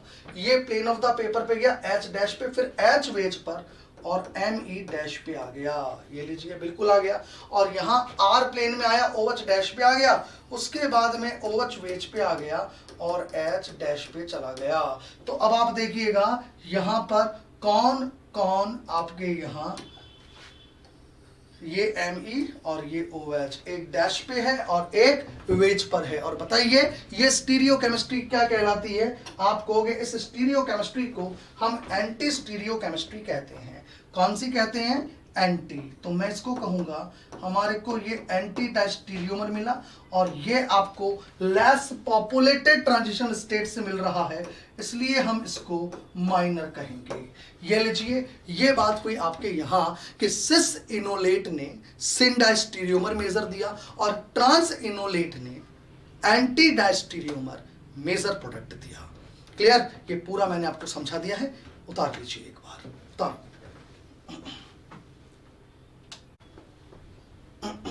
अब आप देखिएगा, तो कब और किस वक्त कैसी ट्रांजिशन स्टेट मोर पॉपुलेटेड होगी और वो ट्रांजिशन स्टेट हमें क्या प्रोडक्ट दे रही है, ये सब कुछ मैंने आपको डिराइव करना सिखा दिया। अब आप देखेंगे कि जब हम क्वेश्चन सॉल्व करते हैं ना, तो हमारे को इन सब की जरूरत है ही नहीं, ये केवल समझने के लिए बताया। अगर सब्जेक्टिव पेपर देना पड़ जाए तो हमारे को कैसे सॉल्व करना है ये सिखा दिया। अब तो मैं आप लोगों को कल की जो क्लास बताई थी, कल की जो क्लास में आपको चीजें सिखाई थी उसको और आज जो हमने सिखाया उसको लेते हुए क्वेश्चन कैसे सॉल्व करना है ये मैं आपसे डिस्कस करता हूं। देखेंगे आप लोग। देखिए, पहला सवाल है इसके अंदर, एक कार्बोनाइल कंपाउंड ने एल्डीए के साथ रिएक्शन करी और then it will treated with benzaldehyde और it will gives product B. हमारे को ये ए और बी पता करना है। देखेंगे, अगर मैं आपसे ये कह दूं कि यहां पर ये जो ए है ये तो इनोलेट है, चूंकि यहां टर्शियरी ब्यूटाइल है इसलिए यहां जो लिथियम इनोलेट हम बनाएंगे वो लिथियम इनोलेट यहां ये बनाएंगे, इसे कहा जाता है जेड इनोलेट। ये लीजिए, या मैं इसको कह दूं सिस इनोलेट। तो सबसे पहले तो हमारे को ये सिस इनोलेट ऑब्टेन होता है। ये जो सिस इनोलेट हमारे को मिला यहां, ये जो जेड इनोलेट हमारे को मिला, ये कार्बोनाइल कंपाउंड के साथ रिएक्शन करेगा। एल्डोल कंडेंसेशन रिएक्शन देने के बाद जेड इनोलेट हमें सिन डायस्टीरियोमर देते हैं। अब सिन का मतलब क्या है ये अभी मैंने आपको सिखाया है। ये लीजिए, ये टर्शियरी ब्यूटाइल ऐसे लगाया, ये कार्बोनाइल लगाया। अगर मैं यहां से इस मिथाइल को वेज पर लगाऊं, ये लीजिए, ये फिनाइल हो गया, तो मुझे इस OH को भी वेज पर ही लगाना है। ये सिन डायस्टीरियोमर बना और ये सिन डायस्टीरियोमर यहां बनने वाला मेजर प्रोडक्ट कहा जाता है। ये मेजर प्रोडक्ट है सिन डायस्टीरियोमर, ये ध्यान रखना। अब इतना एक चीज आपके क्लियर रहे दिमाग में कि सिन डायस्टीरियोमर मैंने वेज वाला बना दिया। क्लियर? याद रखना, बिल्कुल बराबर अमाउंट में वो वाला सिन डायस्टीरियोमर भी बनेगा जिसमें ये Me और OH डैश डैश पे लगाए जाएंगे। यानी हमारे को ये पता होना चाहिए कि एक इसकी मिरर इमेज सिन भी बनेगी और दोनों 1:1 के अंदर एग्जिस्ट करेंगे। बिकॉज ये डायस्टीरियो सेलेक्टिव तो है अभी, बट दोनों एनेंशियोमर आपको बराबर अमाउंट के अंदर ऑब्टेन होंगे। क्लियर? तो यहां सिन मेजर बनेगा और जो एंटी डायस्टीरियोमर है वो माइनर बनेगा, उसकी चर्चा मैं नहीं कर रहा। क्लियर? तो बताइए, यहां इनोलेट ये बनेगा, ये हमने पिछली क्लास में सीखा, राइट? जो फर्स्ट क्लास थी हमारी इनोलेट केमिस्ट्री की स्टीरियो, उसमें सीखा हमने। और आगे की जो बात है, ये जो रिएक्शन है ये हमने आज सीखी, बट क्वेश्चन सॉल्व करते वक्त कहीं भी मैकेनिज्म कहीं हमारे काम नहीं आ रही, हमने सीधा आंसर लिख लिया है। ओके, अब मैं नेक्स्ट क्वेश्चन लेता हूं। देखो, नेक्स्ट क्वेश्चन में हमारे को एक साइक्लिक कीटोन दिया गया है, एलडीए के साथ रिएक्शन करा के पहले इनोलेट बनाया गया है। तो कहिए, यहां जो इनोलेट हम लोग बनाएंगे वो इनोलेट ये होगा, ये लीजिए, this one is the lithium enolate. लेकिन अगर मैं इस लिथियम इनोलेट के बारे में आपसे ये कहूं कि देखिए, यहां ये और ऑक्सीजन एक दूसरे के अपोजिट है, तो ये कौन सा इनोलेट बना है यहां? इस इनोलेट को हम कहेंगे that is the E enolate. 100% हमारे को यही इनोलेट ऑब्टेन हो रहा है, राइट? ई इनोलेट हमारे को 100% ऑब्टेन हो रहा है। और इस ई इनोलेट को और क्या बोल सकते हैं? इसे हम ट्रांस इनोलेट भी कह देते हैं।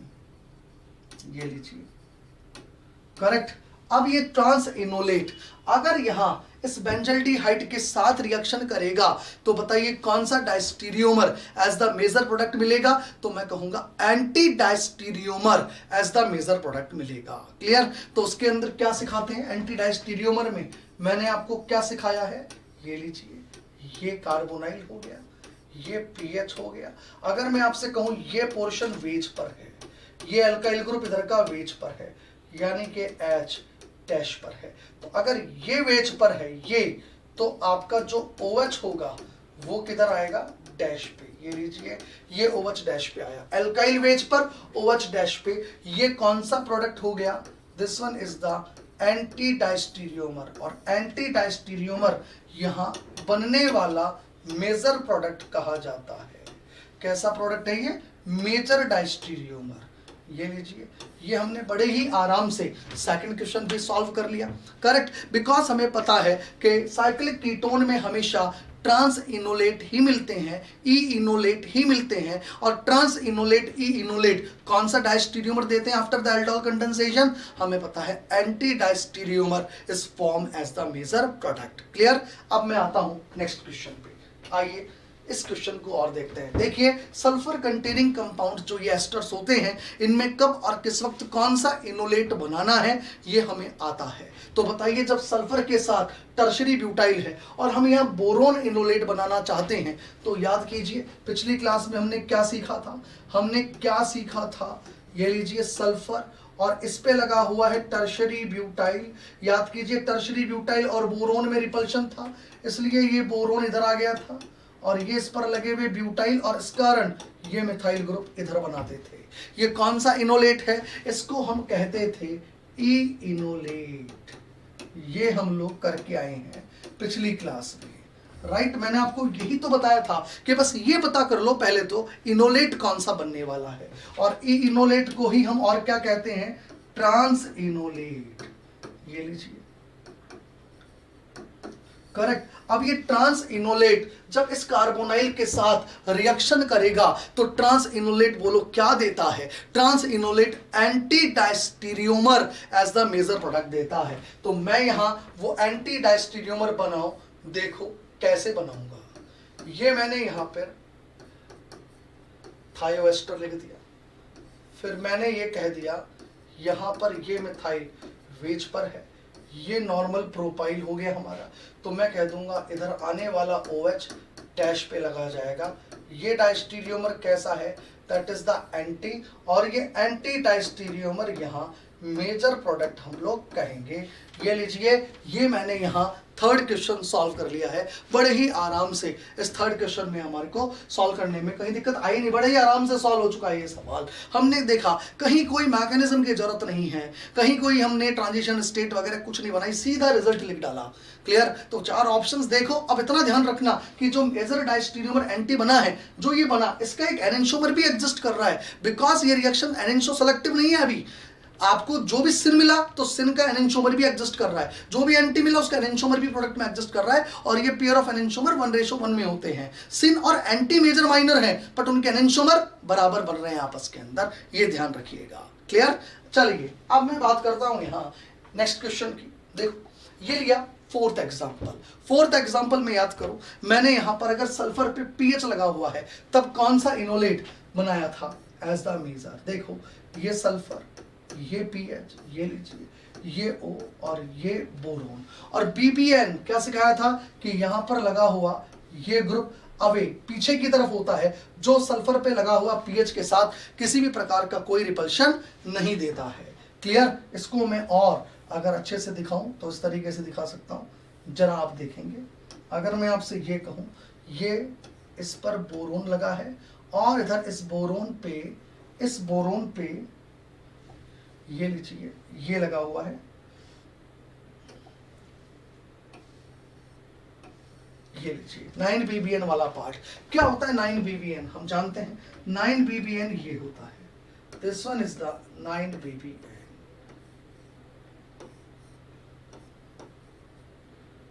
राइट। ये है, और यहाँ H की जगह क्या लगा था, OTF। एक्चुअली ये है 9BBN OTF। तो यहाँ पर ये बोरोन के साथ ये रिंग जो लगी हुई है ना, ये जो बोरोन के साथ मैंने रिंग लगा रखी है ना, ये वाला जो पोर्शन लगा रखा है बोरोन के साथ, इसको मैंने ये शो किया है ऐसे, और ये इससे अवे होता है, इसलिए इनके बीच में किसी भी प्रकार का कोई रिपल्शन नहीं है। अब इधर की तरफ कौन है, लोन पेयर, और अगर इधर की तरफ लोन पेयर है तो आपको पता है बड़े ही आराम से यहां लगा हुआ ये मिथाइल ग्रुप यहाँ पे एग्जिस्ट करेगा। कल यही सिखाया था मैंने आपको, पिछली क्लास में यही डिस्कस किया था हमने कि अगर ये वाला सल्फर कंटेनिंग एस्टर है तो फिर Z इनोलेट आपका मेजर बनेगा। ये लीजिए, ये Z इनोलेट हम लोगों ने बना लिया। Z इनोलेट कह दूं या सिस इनोलेट कह दूं?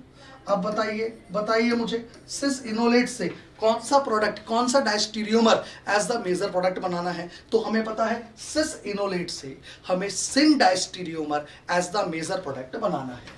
करेक्ट। चलिए, तो अब सिन डायस्टीरियोमर मैं यहां पर बनाता हूं, ये C double bond O S, ये लीजिए PH। करेक्ट। अब आप बताइए इस पे तो क्या लगा हुआ है?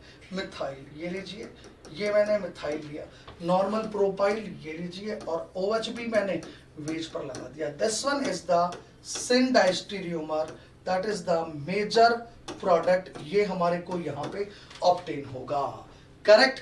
और हमारे को ये ध्यान रखना है कि इसके साथ साथ ऑब्वियसली इसका एक एनेंटियोमर भी एग्जिस्ट कर रहा है उतने ही अमाउंट में, क्योंकि अभी हम जो डिस्कस कर रहे हैं that is the diastereo selectivity, जिसमें सिन और एंटी में से हमें कोई एक मेजर बनाना होता है। अगर हमें सिस इनोलेट बनता हुआ दिख रहा है तो हम सिन बना देंगे, ट्रांस इनोलेट बनता हुआ दिख रहा है तो एंटी डायस्टीरियोमर मेजर प्रोडक्ट बना लेंगे। सिन कैसे बनता है, एंटी कैसे बनता है, ये अभी मैंने विद मैकेनिज्म आपको समझाया, और आपने देखा क्वेश्चन सॉल्व करते वक्त मैकेनिज्म कहीं काम नहीं आ रही, मैकेनिज्म केवल समझने के लिए थी, थोड़ी फीलिंग आए हमें। ओके, कैसे हो रहा है ये क्लियर रहे दिमाग में, और फिर क्वेश्चन सॉल्व करते चलो आराम से। ओके, चलिए नेक्स्ट देखेंगे और एक एग्जांपल। देखिए, फिफ्थ एग्जांपल मैंने लिया यहां पर, समझना, यहां पर बोरोन इनोलेट बनने वाला है कार्बोनाइल्स का, और कार्बोनाइल का बोरोन इनोलेट जब हम बनाते हैं तो एक्चुअली वो बोरोन इनोलेट सिस बनेगा या ट्रांस बनेगा, ये हमेशा बोरोन पर लगे हुए ग्रुप्स पे डिपेंड करता है कि बोरोन पे 9BBN लगा हुआ है, या बोरोन पर, या फिर बोरोन पे ब्यूटाइल ग्रुप लगा है, या साइक्लोहेक्साइल लगा है, या साइक्लोपेंटाइल लगा है, उसके अकॉर्डिंग हम बोरोन इनोलेट बनाते हैं। बताइए, जब ब्यूटाइल का केस होता है OTF, और ये बेस लिया है हमने, जब ये केस होता है तो बताइए हम कौन सा वाला इनोलेट बना के आए हैं? ये ऑक्सीजन है। करेक्ट। ये बोरोन है, और यहां से ये ओल्ड ट्वाइस है। कौन सा वाला? ये इनोलेट हम बनाकर आए हैं जिसको आप कहते हैं Z इनोलेट। कौन सा इनोलेट है ये? Z enolate. ये लीजिए, अब आप ये बताओ, Z इनोलेट जब यहां रिएक्शन करेगा तो कौन सा डायस्टीरियोमर देगा? जब Z इनोलेट या सिस इनोलेट रिएक्शन करता है तो syn diastereomer as the major product हमारे को मिलने वाला है। तो Z इनोलेट कह दूं या सिस इनोलेट कह दूं? ये लीजिए, करेक्ट। और जैसे ये इनोलेट रिएक्शन करेगा, करेक्ट, हमारे को देखिए क्या स्पीशीज मिल गई। आओ देखते हैं इसको। ये कीटोन हो गया आपका, अगर ये मैंने मिथाइल वेज में बता दिया आपको, और ये नॉर्मल प्रोपाइल का ये OH हो गया। This one is the answer. ये हमने यहाँ सिन डायस्टीरियोमर बनाया है, और ये मेजर प्रोडक्ट मिलेगा। करेक्ट। इतना याद रखना, इस सिन का एक एनेंटियोमर भी एग्जिस्ट कर रहा है। बार बार ये चीज मैं आपको याद दिला रहा हूं कि एक इसका एनेंटियोमर भी एग्जिस्ट कर रहा है। मतलब अगर वहां वेज ऑप्शन में नहीं है तो फिर डैश डैश मिलेगा, और अगर वेज वाला भी है, डैश डैश वाला भी है, तो फिर बोथ पे टिक करके आना है, क्योंकि दोनों ही प्रोडक्ट बराबर अमाउंट के अंदर मिलेंगे। करेक्ट। तो सिन मेजर प्रोडक्ट, लेकिन हाँ सिन की दोनों पॉसिबिलिटीज होंगी, वेज भी और डैश डैश भी। करेक्ट। चलिए नेक्स्ट क्वेश्चन लेता हूं अब मैं। देखो, अब मैंने यहां पर चेंज कर दिया भैया बोरोन, और आपने देखा यहां बोरोन के साथ C6H11 होल ट्वाइस यानी साइक्लोहेक्साइल ग्रुप लगा हुआ है। और जब साइक्लोहेक्साइल ग्रुप लगा हुआ होता है तो बताइए हम बोरोन इनोलेट ये वाला बनाते हैं। ये लीजिए, ये बिकॉज इसके ऊपर ये बल्कि ग्रुप हमने लगा दिए हैं। करेक्ट। इसलिए कौन सा वाला इनोलेट बना दिया मैंने? ये that is the E enolate.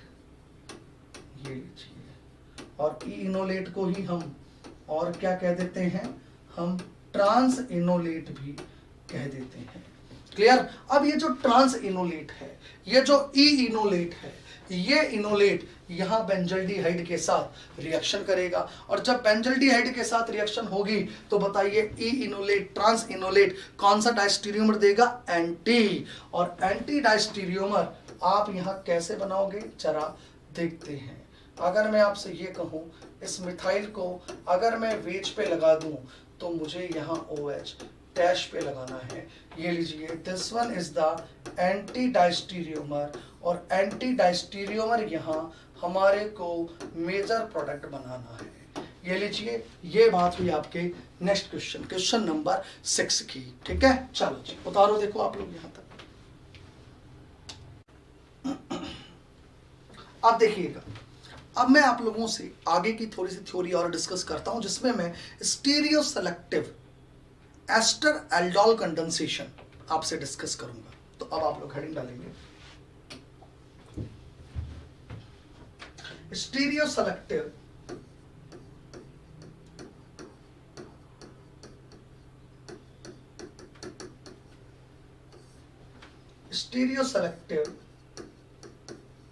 Ester aldol condensation.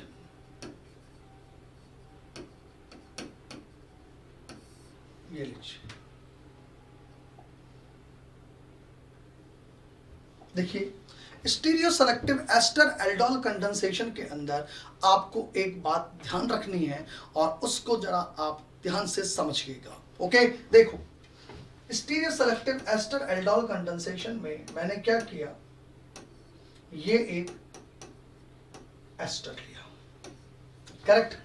अब stereoselective ester aldol condensation में सबसे पहले तो ये ध्यान रखना कि एस्टर्स में जो हम लिथियम इनोलेट बनाते हैं, ये मैंने LDA लिया यहां,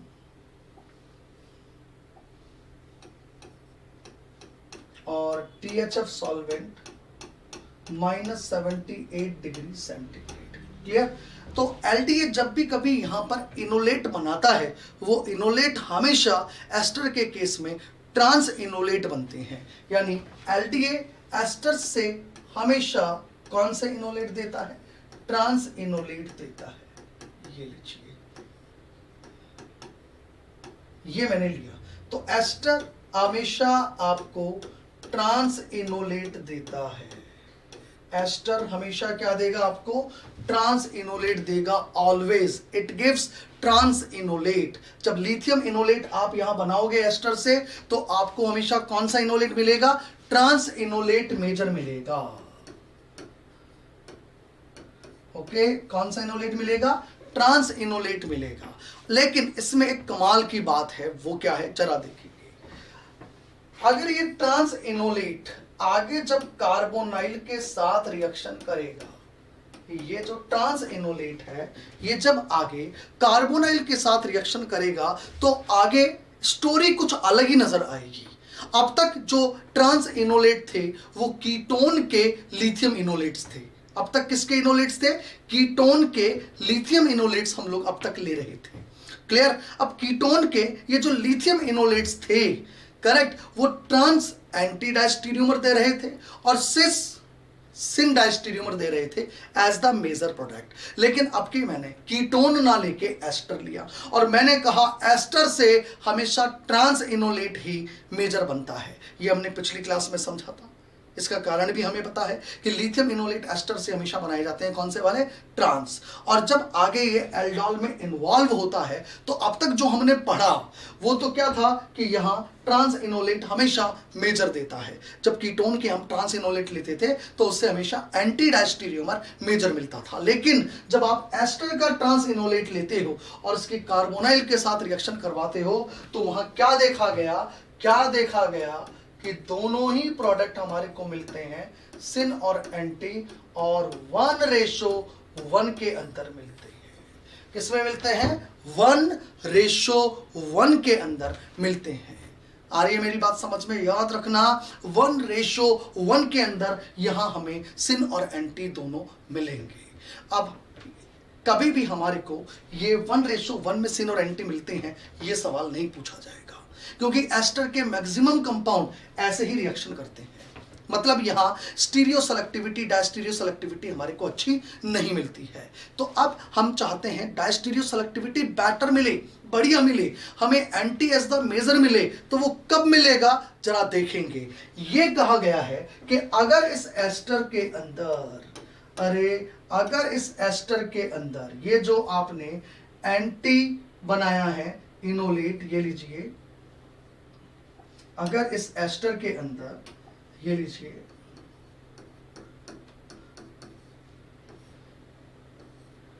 ये जो आर ग्रुप है, करेक्ट, यानी कि ये जो आर ग्रुप है, अगर ये आर ग्रुप कोई बल्कि ग्रुप होते हैं, बल्कि ग्रुप कौन से, अगर ये आर ग्रुप कुछ ऐसे हैं, ये लीजिए, ये फ्री वैलेंसी है, करेक्ट, या ये आर ग्रुप कुछ ऐसे हैं, tertiary butyl, tertiary butyl OMe, और ये फ्री वैलेंसी। तो अगर ये आर ग्रुप अगर ऐसे बल्कि ग्रुप्स होते हैं तो ऐसा ट्रांस इनोलेट, अगर अब मैं इस ट्रांस इनोलेट की रिएक्शन किससे कराता हूं, किसी कार्बोनाइल के साथ करवाता हूं, followed by work up, correct. तो याद रखिएगा ऐसी स्थिति में हमारे को जो प्रोडक्ट मिलता है, ये लीजिए, एंटी है, ट्रांस है, ये ट्रांस इनोलेट है, इनोलेट है, यहां हमारे को जो प्रोडक्ट मिलेगा, ये लीजिए, वो product anti diastereomer as the major product मिलता है। यहां anti diastereomer as the major product मिलता है। कब मिलता है, मैंने बोला कब मिलता है, मैंने कहा तब जब ये आपका आर एक, ये लीजिए, आर एक मेजर प्रोडक्ट होता है, क्लियर। ये लीजिए, ये आर ग्रुप कैसा है, एक बल्कि ग्रुप, क्लियर। तो अगर ये आर इस तरीके का होता है तो इसका जो ट्रांस इनोलेट है, ये जब रिएक्शन करेगा तो रिएक्शन करके anti as the major product हमें देगा। और अगर इसके अलावा और कैसा ही ग्रुप है, यहां पर टर्शियरी ब्यूटाइल है, एमी है, ईटी है, नॉर्मल कैसे भी ग्रुप हो, तो उसके ट्रांस इनोलेट आपको सिन और एंटी दोनों लगभग बराबर अमाउंट के अंदर देते हैं। कोई बेटर डायस्टीरियो सेलेक्टिविटी हमारे को नहीं मिलती। डायस्टीरियो सेलेक्टिविटी केवल कब मिल रही है हमें, स्टीरियो सेलेक्टिव एल्डोल कंडेंसेशन में, एस्टर एल्डोल में, जब ये आर के ग्रुप्स होते हैं। अब मैं इसी पर बेस्ड एक एग्जांपल लेता हूं और आपसे डिस्कस करता हूं, जरा देखेंगे। देखो, ये है stereoselective ester aldol condensation का एक एग्जांपल। देखो, हमारे को यहां एलडीए गिवन है और एलडीए THF के अंदर जब यूज में लिया जाएगा और लिथियम इनोलेट यहां बनेंगे, तो पहले तो ये क्लियर है कि चूंकि ये एस्टर है इसलिए ट्रांस इनोलेट ही बनाना है। कौन सा इनोलेट बनाना है, ट्रांस इनोलेट, करेक्ट। तो देखेंगे आप लोग यहां, ये लीजिए O-, ये Li+, ये लीजिए, ये O, this one is the trans enolate.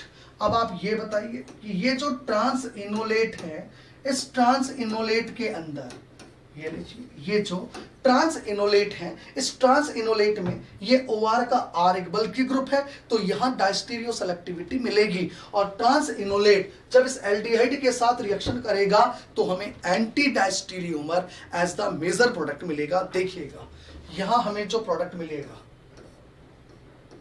ये लीजिए, C+O, इसको मैं AR कह रहा हूं, इसको मैं AR कह रहा हूं, जरा देखेंगे। और यहां से ये अगर मैं Me कह दूं, राइट, ये आइसोप्रोपाइल ग्रुप कह दूं, तो यहां ये OH कहना पड़ेगा। ये हमारे को anti diastereomer as a major product मिल गया है। ये लीजिए, this one is the answer. ये 7th एग्जाम्पल हमने सॉल्व कर लिया है। ओके, अब मैं इसमें एक कमाल का एग्जाम्पल ले रहा हूं और बहुत ध्यान से आप लोग समझेंगे इसको। ये लीजिए, ये लिया मैंने 8th एग्जाम्पल और ये बहुत ही बढ़िया एग्जाम्पल है। यानी अब की जो मैं सवाल ले रहा हूं, ये सवाल के अंदर आपने जो फाइनली कार्बोनाइल लिया है ना, उस कार्बोनाइल में ऑलरेडी एक कायरल सेंटर अवेलेबल है, ऑलरेडी एक कायरल सेंटर अवेलेबल है। इसको आप बड़े ध्यान से समझना, आपको कैसे क्या प्रोडक्ट बनाना है। क्लियर। अब तक क्या था कि यहां पर ये जो मेजर प्रोडक्ट आपका एंटी है, इसके साथ में ये लीजिए, ये भी एक एनेंटियोमर आपको मिलता है बराबर अमाउंट में, कोई दिक्कत नहीं है। अगर सिन बनते हैं तो पेयर ऑफ एनेंटियोमर मिल रहे हैं, एंटी मिल रहे हैं तब भी पेयर ऑफ एनेंटियोमर मिल रहे हैं, और ये कार्बोनाइल के साथ रिएक्शन करके इस तरह से एंटी प्रोडक्ट बना रहे हैं। लेकिन इस सवाल के अंदर अगर आप देखें तो कार्बोनाइल जो यूज में लिया जा रहा है उसके पास में एक कायरल सेंटर अवेलेबल है, और अगर कायरल सेंटर पहले से अवेलेबल है तो इस कार्बोनाइल के ऊपर जब रिएक्शन होगी किसी भी न्यूक्लियोफाइल की, यानी इसके ऊपर जब भी कभी कोई भी न्यूक्लियोफाइल रिएक्शन करेगा तो हमारे को क्या देखना होता है कि कहीं ये एंटी क्रैम या क्रैम में से किसका टॉपिक है, मतलब किसका ये सवाल है, क्रैम का है या एंटी क्रैम का है, हमारे को ये देखना होता है। मतलब हमें यहाँ क्रैम से प्रोडक्ट निकालना है या एंटी क्रैम से निकालना है। क्रैम का मतलब वही फाल्किन एम मॉडल, हम लोग कैसे भी सॉल्व कर लें, कोई फर्क नहीं पड़ता। ओके, चलिए अब मैं यहाँ पर सबसे पहले बात कर रहा हूँ, क्योंकि हम जो ट्रिक से सॉल्व करते हैं उस ट्रिक में चाहे फाल्किन से सॉल्व करो चाहे क्रैम लगा के सॉल्व करो, हमारा आंसर वही आता है, क्योंकि हमने एक ट्रिक बना रखी है इसकी, हमें पता है। ओके, अब आप देखिएगा यहां पर फर्स्ट ऑफ ऑल तो एलडीए जो यहां लिया गया है, एलडीए जो लिया गया है वो एलडीए यहां फर्स्ट ऑफ ऑल इनोलेट बनाएगा, और वो इनोलेट कौन सा बनेगा, ट्रांस इनोलेट बनाता है एस्टर, ये हमें पता है। और यहां वो इनोलेट मैं बनाता हूं, एक बार ये लीजिए, ये मैंने यहां लिथियम इनोलेट बना लिया है। बहुत ध्यान से समझना यार, बहुत गजब की चीज बता रहा हूं अब मैं आपको। ये तो बना लिया इन्होंने, that's not the big issue, correct. अब आप समझो, इतनी देर तक देखो मैं क्या बता रहा हूं, बहुत ध्यान से देखना। इतनी देर तक हमारा कार्बोनाइल कुछ ऐसा था, लो जी भैया, कोई खास बात नहीं है। और अगर कार्बोनाइल कुछ ऐसा था तो मैं ये कह रहा हूं इससे जो आप प्रोडक्ट बनाते थे वो प्रोडक्ट कुछ ऐसे बनता था। ये लीजिए OAR लिख देता हूं, और मैं ये कह देता हूं ये वेज है, और इधर से ये डैश है, ये लीजिए ये R है, क्लियर। और साथ में मैं ये कहता था उतनी ही संभावना इसके भी बनने की है, ये डैश है और ये वेज है और ये आपका R है, ये C double bond O OAR है, बोथ आर एंटी, और दोनों ही एंटी 1:1 के अंदर बनते थे, both are pair of enantiomer, clear. Anti बनेगा ये हम जानते हैं, पर दोनों एंटी बराबर अमाउंट के अंदर बनेंगे। अब तक हम ये पढ़ रहे थे, क्लियर। लेकिन अब के इस बार ये जो कार्बोनाइल हमने लिया है, ये कार्बोनाइल, इसके पास में ये जो R है ये एक कायरल सेंटर रखता है, तो इसके अंदर अब हमें क्रैम या एंटी क्रैम यानी फॉल्किन या किलेशन मॉडल, इन दोनों में से क्या लगाना है पहले तो ये पता करेंगे, और उसके बाद में उस फॉर्मूले को, जो ट्रिक हमने सीखी है फॉल्किन की, एंटी क्रैम की, उस ट्रिक को अप्लाई करते हुए प्रोडक्ट निकाल देंगे। और आप देखो कितना चुटकियों में क्वेश्चन सॉल्व होएगा, बहुत चुटकियों में। ओके, चलो देखेंगे आप लोग। चलो मैं इससे पहले कि सवाल को सॉल्व करूं, मैं आपको पहले एक बार हल्का सा रिकॉल करवा देता हूं अपना फॉल्किन मॉडल और किलेशन मॉडल। आप याद करो, हम लोग जब भी कभी ऐसे कंपाउंड के साथ रिएक्शन करते हैं, ऐसे कंपाउंड के साथ जब भी कभी हम रिएक्शन करते हैं जिसमें कार्बोनाइल के पास वाले इस कार्बन पर ये कायरल सेंटर होता है, और इसमें 3 प्रकार के ग्रुप होते हैं, लार्जर, स्मॉलर, मीडियम, ऐसे कुछ ग्रुप्स होते हैं। तो हम क्या करते हैं, हम यहाँ पहले तो ये पता करते हैं कि एक्चुअली सवाल क्रैम से सॉल्व होगा या एंटी क्रैम से सॉल्व होगा। यही करते थे हम लोग, पहले हम देखते थे कि क्रैम लगेगा या एंटी क्रैम लगेगा, हम फर्स्ट ऑफ ऑल ये देखते थे। ये लीजिए, याद रहे एंटी क्रैम्स मॉडल को ही हम और क्या बोल देते हैं, किलेशन मॉडल कह देते थे। क्या कह देते थे, किलेशन मॉडल।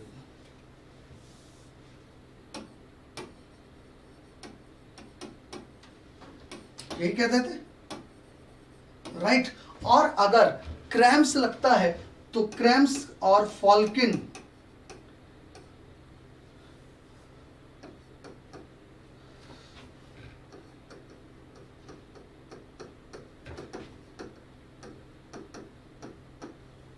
ये लीजिए, इनमें से कुछ भी लगा दो, हमारी ट्रिक में सेम आंसर आता था, ये हमें पता है। करेक्ट। अब ये क्या था और ये क्या है, ये सब चीजें हम लोगों को पता है। करेक्ट, हमारे को पता है यहां पर हम दो चीज से सॉल्व करते थे, या तो यूजफुल एक्लिप्स्ड या यूजफुल बाइसेक्ट। यदि यूजफुल एक्लिप्स्ड है तो अटैक होता था towards the side of the medium group, और यूजफुल बाइसेक्ट है then towards the side of the smaller group. यही ट्रिक थी। और हम इसके अंदर क्या करते थे, हमेशा किलेशन करने वाला ग्रुप और कार्बोनाइल को हमेशा एक्लिप्स्ड में ले आते थे। याद करो, याद करो, एक्लिप्स्ड में ले आते थे और अटैक हमेशा towards the side of the smaller group करवा के प्रोडक्ट वगैरह बना लेते थे। ये हम लोग करते थे। क्लियर। तो अब मैं यहां पर भी ऐसा ही कुछ करने वाला हूं, जरा समझेंगे आप लोग किस तरीके से मैं कर रहा हूं।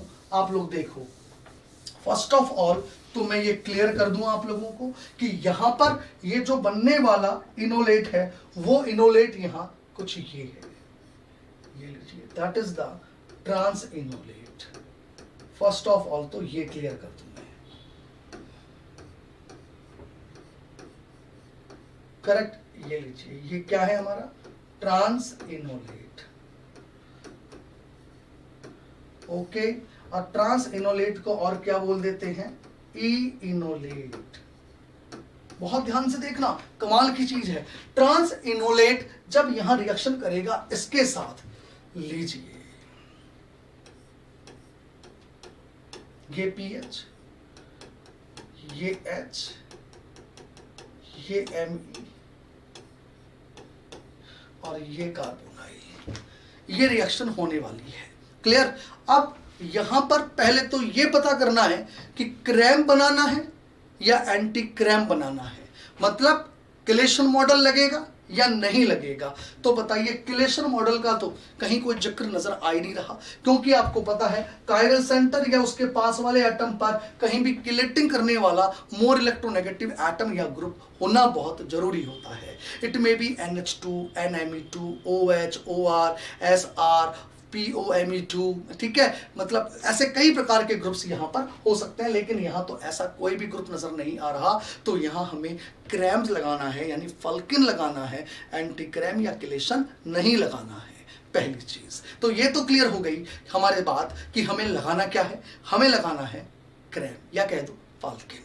अब अपनी ट्रिक क्या है, ट्रिक देखेंगे जरा। अपनी ट्रिक ये है कि यार ये कार्बोनाइल और ये पीएच यानी कि इधर का बल्की ग्रुप, इस पर लगा हुआ द मोस्ट बल्की ग्रुप हम हमेशा डीलिंग उससे करते हैं। याद करो मैंने क्या सिखाया था, अगर इस पर कोई भी पोलर ग्रुप नहीं है, यदि इस कार्बन पर कोई भी पोलर ग्रुप नहीं है, तो फिर हम लोग जो सबसे बल्की ग्रुप होता है उसको और कार्बोनाइल को देखते हैं वेदर दीज आर एक्लिप्स्ड या बाइसेक्ट। और अगर इस पर एक भी पोलर ग्रुप है तो फिर वो चाहे छोटा हो चाहे बड़ा हो, उससे कोई फर्क नहीं पड़ता, हम उस पोलर ग्रुप को कार्बोनाइल के साथ देखते हैं कि वो एक्लिप्स्ड है या बाइसेक्ट है। ये ध्यान रखना। तो यहां कोई पोलर ग्रुप नहीं है। अगर कोई पोलर ग्रुप नहीं है तो ऐसी स्थिति के अंदर हम मोस्ट बल्की ग्रुप के साथ कार्बोनाइल को देख रहे हैं और ये कैसा है, एक्लिप्स्ड। और जब भी कभी ये एक्लिप्स्ड फॉर्म में दिखते हैं तो आने वाला nucleophile always attacks towards the side of the medium group. तो बताओ H और मिथाइल में से मीडियम ग्रुप कौन है, बताओ H और मिथाइल में से मीडियम ग्रुप कौन है, तो आप कहोगे मीडियम ग्रुप मिथाइल है। मीडियम ग्रुप कौन है, मिथाइल है। तो आने वाला न्यूक्लियोफाइल मीडियम की तरफ से अटैक करेगा, यानी पीछे की तरफ से अटैक करेगा। आ गई मेरी बात समझ में। अब आने वाला न्यूक्लियोफाइल कौन है, अरे न्यूक्लियोफाइल ये है भाई, ये रहा न्यूक्लियोफाइल। ये इलेक्ट्रॉन्स यहां से यहां, ये यहां से यहां, और ये महाराज अटैक करेंगे बैक साइड से। ये लीजिए, आ रही है बात समझ में। अब ये जो महाराज है ना हमारे, ये बल्कि न्यूक्लियोफाइल, इसको हम थोड़ी देर बाद जोड़ लेंगे, कहीं जल्दी थोड़ी है यार। पहले देखो मैं आंसर कैसे निकालता हूं। आप देखो, आप मैंने कहा ये पूरा का पूरा एक न्यूक्लियोफाइल है जो कि इस वाले कार्बन पर पीछे से अटैक कर रहा है towards the side of the medium group. क्यों कर रहा है, तो आपको मैंने क्रैम फाल्किन सब सिखाया है, अपने को ट्रिक्स पता है इसकी कि यहां पर ये बल्की ग्रुप ये इसके साथ एक्लिप्स्ड है और ऐसा होता है तो towards the side of the medium group हम लोग अटैक करवाते हैं। जैसे ही अटैक हुआ, देखो जैसे ही अटैक हुआ हमारे को ये ऐसे लिखना है, ये पीएच, ये एच, ये मिथाइल, ये लीजिए ये एच, अरे ये न्यूक्लियोफाइल और ये OH, तो ये आपका न्यूक्लियोफाइल आने वाला और ये हो गया आपका आफ्टर द अटैक OH। अरे ये लो, ये हो गया आप लोगों का करेक्ट। अब आप बताइए, अभी तो हमने ये वाली स्टीरियो पता करी है, ये स्टीरियो पता कर चुका हूं मैं, क्लियर। और न्यूक्लियोफाइल आने वाला कहां है, डैश पर। अब मैं क्या कर रहा हूं, जरा आप देखो, मुझे बताओ आने वाले न्यूक्लियोफाइल, ये आने वाला जो न्यूक्लियोफाइल है ये तो बड़ी गजब की जिगजैग चेन है एक, और जिगजैग चेन आपको पता है जिगजैग में चलती है। तो मैं क्या करता हूं, जरा देखेंगे, अगर मैं इसके अंदर इवन चेंज अप्लाई कर दूं, ये लीजिए, अगर मैं इसमें इवन चेंज अप्लाई कर दूं तो मुझे नहीं लगता किसी को भी दिक्कत है, बिकॉज इवन चेंज में तो मास्टरी है, हमारे को मास्टरी है ना, हम लोग अच्छे तरीके से जानते हैं इवन चेंज वगैरह। तो ये लीजिए, ये ऐसे के ऐसे रखता हूं, इसमें तो कुछ भी नहीं करा मैंने, करेक्ट। और मैं इस न्यूक्लियोफाइल को अगर इधर ले जाऊं तो ये तो गया प्लेन ऑफ द पेपर पे, और H आ गया डैश पे, फिर H आ गया वेज पर, और OH आ गया डैश पर। ये लीजिए, यहां तक समझ में आ गई बात आप लोगों के, करेक्ट। अब देखो, अरे देखो कमाल की बात अब है, अब देखो आप तुम, अब देखो, मतलब तुम लोग देखोगे किताबों में जो बड़ा कॉम्प्लिकेटेड होता है ना, अजीब तरीके से दिया हुआ होता है, चाहे वो कैरोथोरस हो चाहे क्लेडन हो, कुछ भी हो, वो मैं आपको स्टेप सॉल्व करके बता रहा हूं कैसे वो लोग लाते हैं, राइट। अब यहां पर ये चीज हो गई, ये चीज आ चुका है यहाँ पे। अब आपका ये न्यूक्लियोफाइल, ये न्यूक्लियोफाइल, ये न्यूक्लियोफाइल कौन है, ये न्यूक्लियोफाइल ही तो ये है। अब ये न्यूक्लियोफाइल यहां जोड़ता हूं, देखो, है ना, अगर मैं पहले जोड़ता तो आपको बड़ी दिक्कतें आती, आप समझ ही नहीं पाते, लेकिन मैंने जैसे किया वैसे आपको दिक्कत आएगी नहीं, एक प्रकार की दिक्कत नहीं आएगी। ये लीजिए, ये हो गया, ये H हो गया, ये OH हो गया। अब देखो, ये न्यूक्लियोफाइल आ गया, ये आपका C डबल बॉन्ड O आ गया, ये O आ गया, और ये AR आ गया। AR मतलब ये एराइल ग्रुप आ गया, और इधर ये मिथाइल ग्रुप आ गया, जिसकी स्टीरियो क्या है, करते हैं अभी, देखो इसकी स्टीरियो क्या है, अब ये देखते हैं। यहां तक की सारी स्टीरियो आ गई, आगे सारी स्टीरियो यहां तक की, अब इसकी स्टीरियो करनी है। चलिए अब फटाफट आप मुझे रिप्लाई करोगे कि ट्रांस इनोलेट था, ट्रांस इनोलेट कार्बोनाइल के साथ रिएक्शन करके कौन सा वाला प्रोडक्ट बनाएगा, सिन बनाएगा या एंटी बनाएगा, बोलो फटाफट, एंटी या सिन, एंटी या सिन, फटाफट रिप्लाई करो सभी लोग, बताओ मुझे, एंटी या सिन, ट्रांस इनोलेट कौन सा प्रोडक्ट बनाएगा, बताओ बताओ बताओ। ट्रांस इनोलेट एंटी बनाएगा मेजर, बिल्कुल। और एंटी का मतलब क्या होता है, वेज डैश या डैश वेज, यही मतलब होता है। लेकिन इस वेज डैश और डैश वेज में से एक स्टीरियो मुझे पता है, कौन सी वाली पता है, इधर देखो, इधर देखो, ये स्टीरियो पता है। यार इससे तो मतलब ही नहीं था ना, ये तो आपकी उसकी एल्डिहाइड की स्टीरियो थी, इसकी थी, इससे तो मतलब ही नहीं है। OH की स्टीरियो मुझे पता है, और वो क्या है, डैश, और ये डैश स्टीरियो है इस OH की, ये मैंने किससे पता करा, फॉल्किन से। और ये किससे पता किया मैंने, फॉल्किन से कर लिया, फॉल्किन से पता ये डैश है। अब अगर ये डैश है और मुझे एंटी बनाना है तो शर्तिया ये मुझे वेज ही बनाना पड़ेगा। आ गई मेरी बात समझ में, इसका मतलब यहां वेज डैश ये ही बनेगा। इसकी स्टीरियो के बेसिस पर हमने इसकी स्टीरियो को पता किया, लेकिन उसके लिए मैंने पहले ये स्टीरियो पता करी, पहले ये स्टीरियो पता करी, और ये स्टीरियो पता करने के बाद, ये स्टीरियो पता करने के बाद फिर मैंने ये वाली स्टीरियो ऑटोमेटिक पता कर ली। कैसे, क्योंकि मुझे पता है एंटी प्रोडक्ट मुझे बनाना था, और अगर ये डैश है तो एंटी का मतलब ये मुझे वेज ही लगाना पड़ेगा। क्लियर। तो आपने देखा कितने आराम से क्वेश्चन सॉल्व कर लिया, और कहीं किसी मैकेनिज्म की जरूरत नहीं, 1% मुझे मैकेनिज्म नहीं चाहिए। मैंने सबसे पहले ट्रांस इनोलेट बनाया, ट्रांस इनोलेट से एंटी डायस्ट्रीमर बनता है, पर यहां जो एंटी में जहां बनाने वाला हूं वहां तो फॉल्किन लग रहा है, तो पहले मैंने फॉल्किन का कंसेप्ट लगा दिया। फॉल्किन का कंसेप्ट लगाने के बाद मैंने इसकी स्टीरियो पता कर ली, डैश, और मेरे को पता है एंटी बनने वाला है, तो डैश के रेस्पेक्ट में इसको मैंने वेज पर लगा दिया। Is the answer. क्लियर। उतारेंगे आप लोग।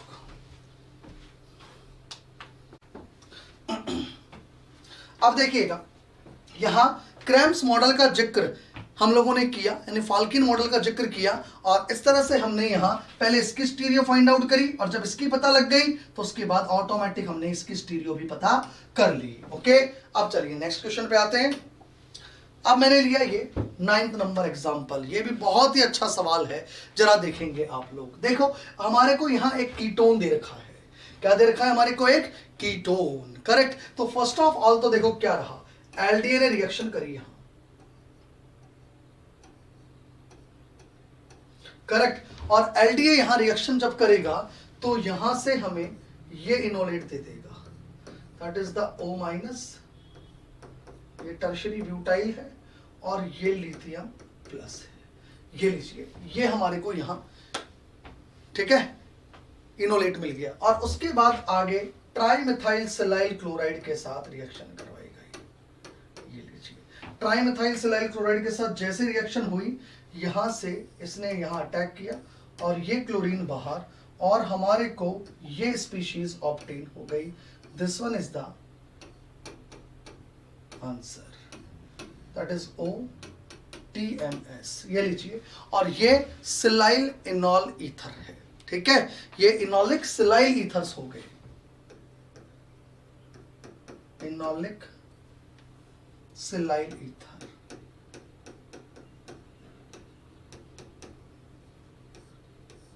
करेक्ट। अब ये जो इनोलिक सिलाइल ईथर्स हम लोगों ने यहां बनाए हैं, ये इनोलिक सिलाइल ईथर का यूज देखें आप लोग, आगे क्या यूज है। इनोलिक सिलाइल ईथर एक न्यूक्लियोफाइल की तरह बिहेव करेगा, और ये न्यूक्लियोफाइल की तरह जब बिहेव करेगा तो in the presence of this Lewis acid Me2AlCl, ये इस कार्बोनाइल के साथ रिएक्शन कर रहा है। लुक, इस कार्बोनाइल के साथ ये रिएक्शन कर रहा है, बहुत ध्यान से समझिएगा। करेक्ट। अब ये जो इस कार्बोनाइल के साथ रिएक्शन कर रहा है, इस कार्बोनाइल के साथ ये न्यूक्लियोफाइल रिएक्शन कैसे करेगा जरा आप लोग देखेंगे। ओके, देखो, इस कार्बोनाइल के पास में ये एक कायरल सेंटर अवेलेबल है। करेक्ट। अगर ये कायरल सेंटर अवेलेबल है तो ऑब्वियसली आने वाला न्यूक्लियोफाइल इस कार्बोनाइल पर किधर से अटैक करेगा, सामने से अटैक करेगा, पीछे से अटैक करेगा, ये कौन डिसाइड करेगा, ये कायरल सेंटर। अब इस कायरल सेंटर में कौन कौन है, इस कायरल सेंटर में एक तो स्मॉलर मीडियम लार्जर ग्रुप होता है, क्लियर, और या फिर हम ये कह दें साथ में कोई पोलर ग्रुप वगैरह होता है। उसके बेसिस पर उन्हें देखकर और साथ में और क्या लिया गया है उनको देखकर हम सबसे पहले तो ये पता करते हैं कि हमें क्रैम प्रोडक्ट लगाना है यानी फाल्किन लगाना है या किलेशन मॉडल लगाना है। तो याद रखना, यहां पर इस कायरल सेंटर पर एक ऐसा ग्रुप लगा हुआ है जो कि पोलर ग्रुप है, जो कि किलेशन दे सकता है, और साथ में ये कौन ले रखा है, एक एल्यूमिनियम प्रेजेंट है, that is the Lewis acid. और आप याद करो, अगर मेटल मैग्नीशियम होती है, अगर मेटल सीरियम +3 होती है, सीरियम +4 होती है, टाइटेनियम +3 होती है, टाइटेनियम +4 होती है, या एल्यूमिनियम वगैरह होती है, या जिंक होती है, कॉपर होती है, अगर इस प्रकार की मेटल्स होती हैं तो ये किलेशन के अंदर इन्वॉल्व होती हैं, और हम उस वक्त यहां किलेशन मॉडल अप्लाई करते हैं, यानी एंटी क्रैम्स प्रोडक्ट बनाते हैं। और किलेशन मॉडल क्या कहता है कि जो भी किलेटिंग ग्रुप है वो और कार्बोनाइल हमेशा एक्लिप्स्ड में होते हैं वाया किलेटिंग मेटल, और आने वाला न्यूक्लियोफाइल हमेशा towards the side of the smaller group attack करता है। क्लियर। तो इधर देखो, इधर देखो, अगर मैं आपसे ये कहूं, बताओ ये वाला ग्रुप आपका किलेशन वाला ग्रुप है क्या, आप कहोगे यस यही है किलेशन वाला ग्रुप। हाँ, किलेशन वाला ग्रुप यहां पर ना होके वो आगे एक कार्बन छोड़ के है, बट है तो प्लेन ऑफ द पेपर पे ही ना। तो अपना कॉन्सेप्ट क्या है, कॉन्सेप्ट क्या है कि कार्बोनाइल के साथ जो कायरल सेंटर है उस पर लगा हुआ किलेशन वाला ग्रुप और carbonyl plane of the paper पे रहे, तो ये कायरल सेंटर, इस पे किलेटिंग वाला ग्रुप है वो आगे है, कोई बात नहीं, लेकिन है तो प्लेन ऑफ द पेपर पे। तो प्लेन ऑफ द पेपर और कार्बोनाइल, ये लीजिए ये एक्लिप्स्ड हो गया, एक्लिप्स्ड हो गया, और हमारे को पता है कार्बोनाइल और किलेशन वाला ग्रुप एक्लिप्स्ड होता है, दोनों के बीच में किलेशन होता रहता है, और आने वाला nucleophile towards the side of the smaller group attack करता है। क्लियर। तो आप देखेंगे ये आपका किलेटिंग मेटल यहां पर मैं रिप्रेजेंट करता हूं, ये कोई किलेटिंग मेटल है जो कि राइट नाउ यहां एल्यूमिनियम है, कोई दिक्कत नहीं। एल्यूमिनियम जब भी कभी किलेटिंग मेटल होगा तो या तो आपको मिलेगा R2AlCl, या तो मिलेगा R2AlCl, या आपको मिलेगा RAlCl2। मैं रिपीट करता हूं, एल्यूमिनियम जब भी कभी किलेटिंग मेटल होता है तो या तो आपको मिलेगा R2AlCl या RAlCl2, इन दोनों में से कोई एक स्पीशीज मिलेगी। तो आपको अभी R2AlCl है, तो एल्यूमिनियम यानी कि मैंने इसको मेटल कह दिया, ये इसके साथ भी किलेशन में इन्वॉल्व होगा। आइए देखो ये इसके साथ भी किलेशन में इन्वॉल्व होगा, ये लीजिए, और ये इसके साथ भी किलेशन के अंदर इन्वॉल्व होगा। तो ये किलेशन चल रहा है भैया इस वक्त। तो बताइए, ये कायरल सेंटर, और इस कायरल सेंटर में यहां डैश के ऊपर हाइड्रोजन लगा हुआ है, करेक्ट। अब आप याद कीजिए, किलेटिंग वाला ग्रुप इसके साथ एक्लिप्स्ड में है, आप कहोगे यस। अब आप यहां किलेशन मॉडल अप्लाई कर रहे हो, यानी कि एंटी क्रैम मॉडल अप्लाई कर रहे हो। तो जब आप किलेशन मॉडल यहां अप्लाई करोगे तो इसके ऊपर न्यूक्लियोफाइल का जो अटैक होगा वो towards the side of the smaller group होगा। किधर से अटैक होगा? Towards the side of the smaller group होगा। तो towards the side of the smaller group में करवाता हूं अटैक।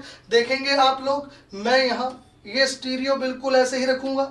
आप देखो भाई, ध्यान से समझना, ये स्टीरियो बिल्कुल ऐसे ही रख रहा हूं। ये आइसोप्रोपाइल ग्रुप लगाया मैंने, ये OBN लिख दिया मैंने ऐसे कि ऐसे, यहां पर मैंने ये मिथाइल लगा दिया, ये लीजिए, और यहां ये H लगा दिया, और ये वेज और ये डैश लगा दिया। और डैश यानी H की तरफ से न्यूक्लियोफाइल ने अटैक किया, ये न्यूक्लियोफाइल हो गया, और ये वर्क कप के बाद OH हो गया। यानी हमारे को यहां ये प्रोडक्ट ऑब्टेन हो गया है, ये वाला। अब ये प्रोडक्ट इधर देखिएगा, ये प्रोडक्ट में मैंने इवन चेंज अप्लाई करे। इवन चेंज क्यों अप्लाई करें? इवन चेंज इसलिए अप्लाई करें ताकि आपका ये जो इनकमिंग न्यूक्लियोफाइल है इसको मैं प्लेन ऑफ द पेपर पे रिप्रेजेंट कर दूं, ताकि मैं इसको आराम से कनेक्टिविटी के साथ लिंक कर दूं। क्लियर? तो जैसे मैंने यहां इवन चेंजेस वगैरह किए तो देखो इससे क्या हुआ, ये आपका आइसोप्रोपाइल ग्रुप हो गया, ये आपका OBN ग्रुप हो गया, ये आपका यहाँ मिथाइल ग्रुप हो गया, और इधर से ये आपका न्यूक्लियोफाइल हो गया। और ये न्यूक्लियोफाइल जब हुआ तो देखो बाकी के ग्रुप कैसे आए। न्यूक्लियोफाइल प्लेन में आया, H डैश पे गया, फिर H वेज पर आ गया, OH डैश पे आ गया, खत्म। अब ये न्यूक्लियोफाइल अपना कौन पार्ट है? ये रहा ये न्यूक्लियोफाइल। अरे न्यूक्लियोफाइल कहाँ है? ये रहा ये न्यूक्लियोफाइल, और जो न्यूक्लियोफाइल यहाँ ये है। अब मैं इसको एक बार कनेक्ट कर देता हूं, जरा देखेंगे आप लोग, देखिएगा इस न्यूक्लियोफाइल को जब मैं यहां कनेक्ट करता हूं तो फाइनली हम प्रोडक्ट कुछ ऐसे बनाते हैं।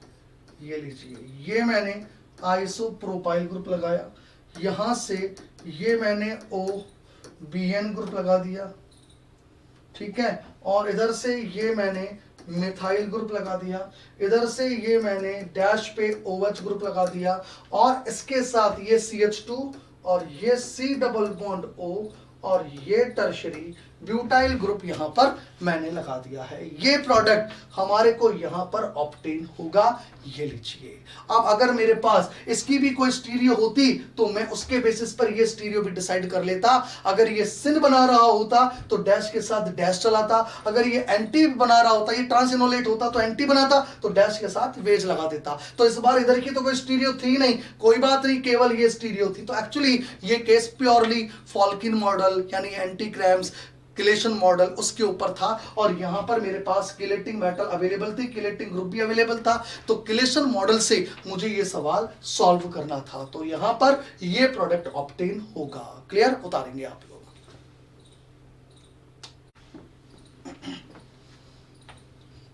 ठीक है भाई, एक बार और आप लोग समझ लीजिए इसको।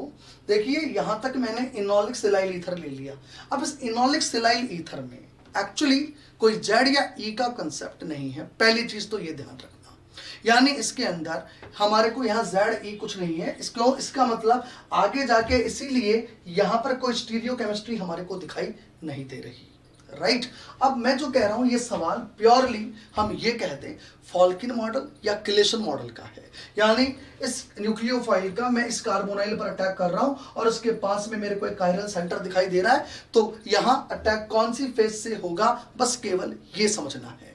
अब यहां अटैक सामने से भी हो सकता था, पीछे से भी हो सकता था, किधर से होगा पहले मैंने ये पता किया कि यहां पर फॉल्किन मॉडल लगेगा या फिर किलेशन मॉडल।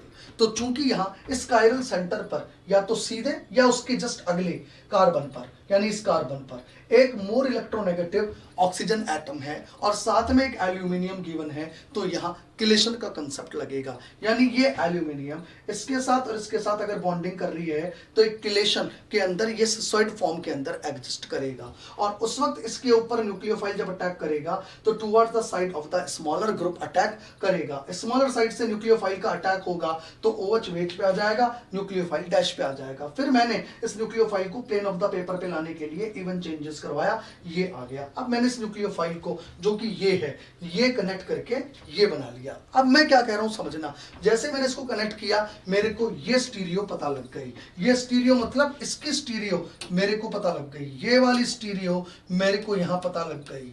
करेक्ट। अब अगर मान लीजिए कि अगर यहां पर Z या A इनोलेट कुछ भी होता तो फिर यहां पर भी आपको स्टीरियो लगानी पड़ती, यहां पर भी स्टीरियो लगानी पड़ती किसी न किसी ग्रुप की। अगर यहां कोई ग्रुप होता तो अब यहां पर वो स्टीरियो क्या होती वो हम इसके अनुसार लगाते। क्या मतलब, अगर आप इधर Z इनोलेट लेते, Z सिस इनोलेट, तो आपको सिन बनाना पड़ता। सिन का मतलब या तो वेज वेज या डैश डैश, लेकिन आप वेज वेज नहीं लगा सकते बिकॉज ये डैश है, तो आपको डैश डैश लगाना पड़ता। अगर ये ट्रांस इनोलेट होता तो आपको इधर एंटी बनाना पड़ता। अब एंटी में से ये डैश आ चुका तो फिर ये आपको वेज लगाना पड़ता। लेकिन चूंकि यहां पर हमने कोई ग्रुप लगा ही नहीं रखा, दे ही नहीं रखा अगले ने, तो फिर हम लोग यहां किसी प्रकार की कोई स्टीरियो की बात नहीं करेंगे। और अगर देता तो मैं बात करनी आ गई जैसे पिछले सवाल में देखो, इधर ये कायरल के साथ साथ ये जो अटैक कर रहा है इसके ऊपर, इसकी भी एक स्टीरियो बन रही है। तो पहले इसकी स्टीरियो इसके बेसिस पर पता करी और उसके बाद हमने इसकी स्टीरियो इसके बेसिस पर पता कर ली। इसकी स्टीरियो इसके बेसिस पर आई और इसकी स्टीरियो से ये स्टीरियो आई। बिल्कुल वैसे ही यहां पर अगर हम देखें तो इसकी स्टीरियो इसके बेसिस पर आई, इसकी स्टीरियो, आगे कोई स्टीरियो थी ही नहीं तो हमने चर्चा नहीं करी, और अगर होती तो इसके बेसिस पर कर देते। क्लियर। चलिए, ये बात हुई आप लोगों के कुछ सवालों की। अब मैं आपसे इसमें आज की क्लास का आखिरी टॉपिक डिस्कस करता हूं और वो है asymmetric methodology by the use of Evans chiral auxiliary. इसको और समझ लीजिए, फिर इसके ऊपर कुछ क्वेश्चंस हम लोग सॉल्व करेंगे। आप देखेंगे कि हमने कंसेप्ट इतना क्लियर कर लिया है कि हमारे को कहीं किसी चीज की जरूरत ही नहीं कि मैकेनिज्म की जरूरत पड़ रही है, नहीं, हम लोग आराम से शॉर्टकट से अब क्वेश्चन सॉल्व करना सीख चुके हैं। लेकिन पहले ये कायरल ऑक्सिलरी क्या है इनको जरा समझ लीजिए। देखो, तो हेडिंग डालेंगे asymmetric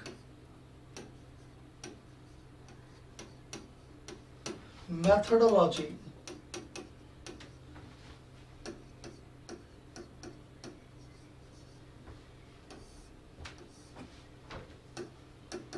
by the use of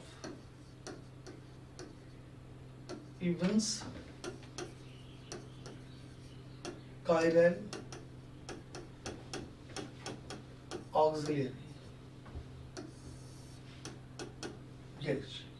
अब इनके यूज से हम एसिमेट्रिक मेथोडोलॉजी को जरा समझते हैं। आप लोग देखिएगा, देखो एसिमेट्रिक मेथोडोलॉजी जो बाय द यूज ऑफ हमारे को इवेंस कायरल ऑक्सिलरी समझना है। ये इवेंस कायरल ऑक्सिलरी होती क्या है पहले तो ये देखो, ये जो इवेंस कायरल ऑक्सिलरी है वो ये होती है। ये हो सकता है आपको बनी बनाई दे दे या हो सकता है बनवा ले, राइट। ये लीजिए एक इवेंस कायरल ऑक्सिलरी ये है, क्लियर। या फिर आपको ये इवेंस कायरल ऑक्सिलरी ये दी हुई हो सकती है, ये लीजिए।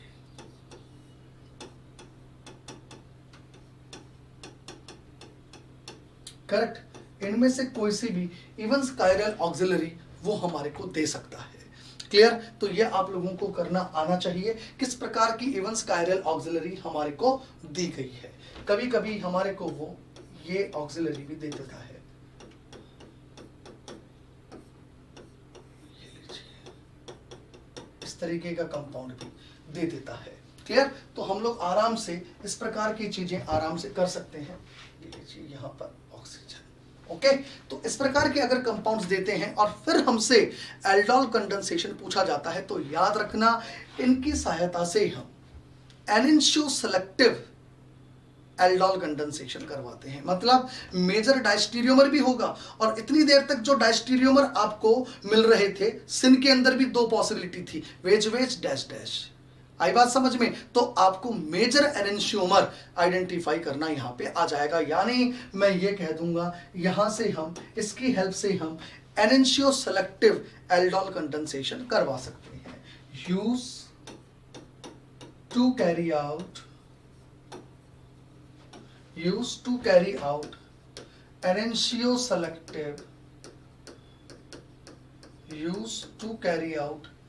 enantioselective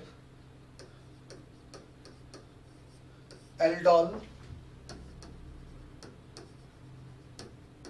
condensation.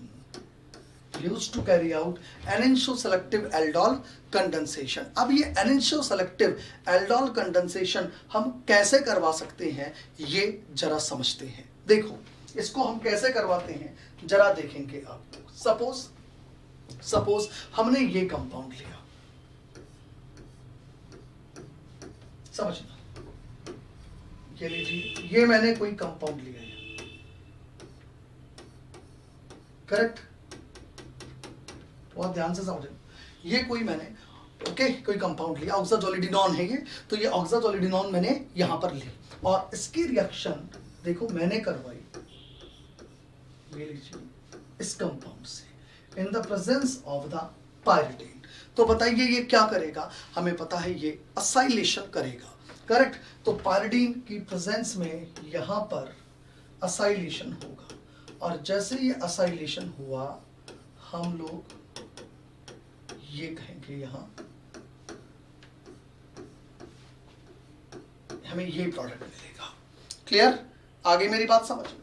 अब मैं जो कह रहा हूं जरा देखना आगे, इस कंपाउंड की रिएक्शन आगे मैंने करवाई, ये लीजिए, किससे, Bu2 boron OTF in the presence of the isopropyl whole twice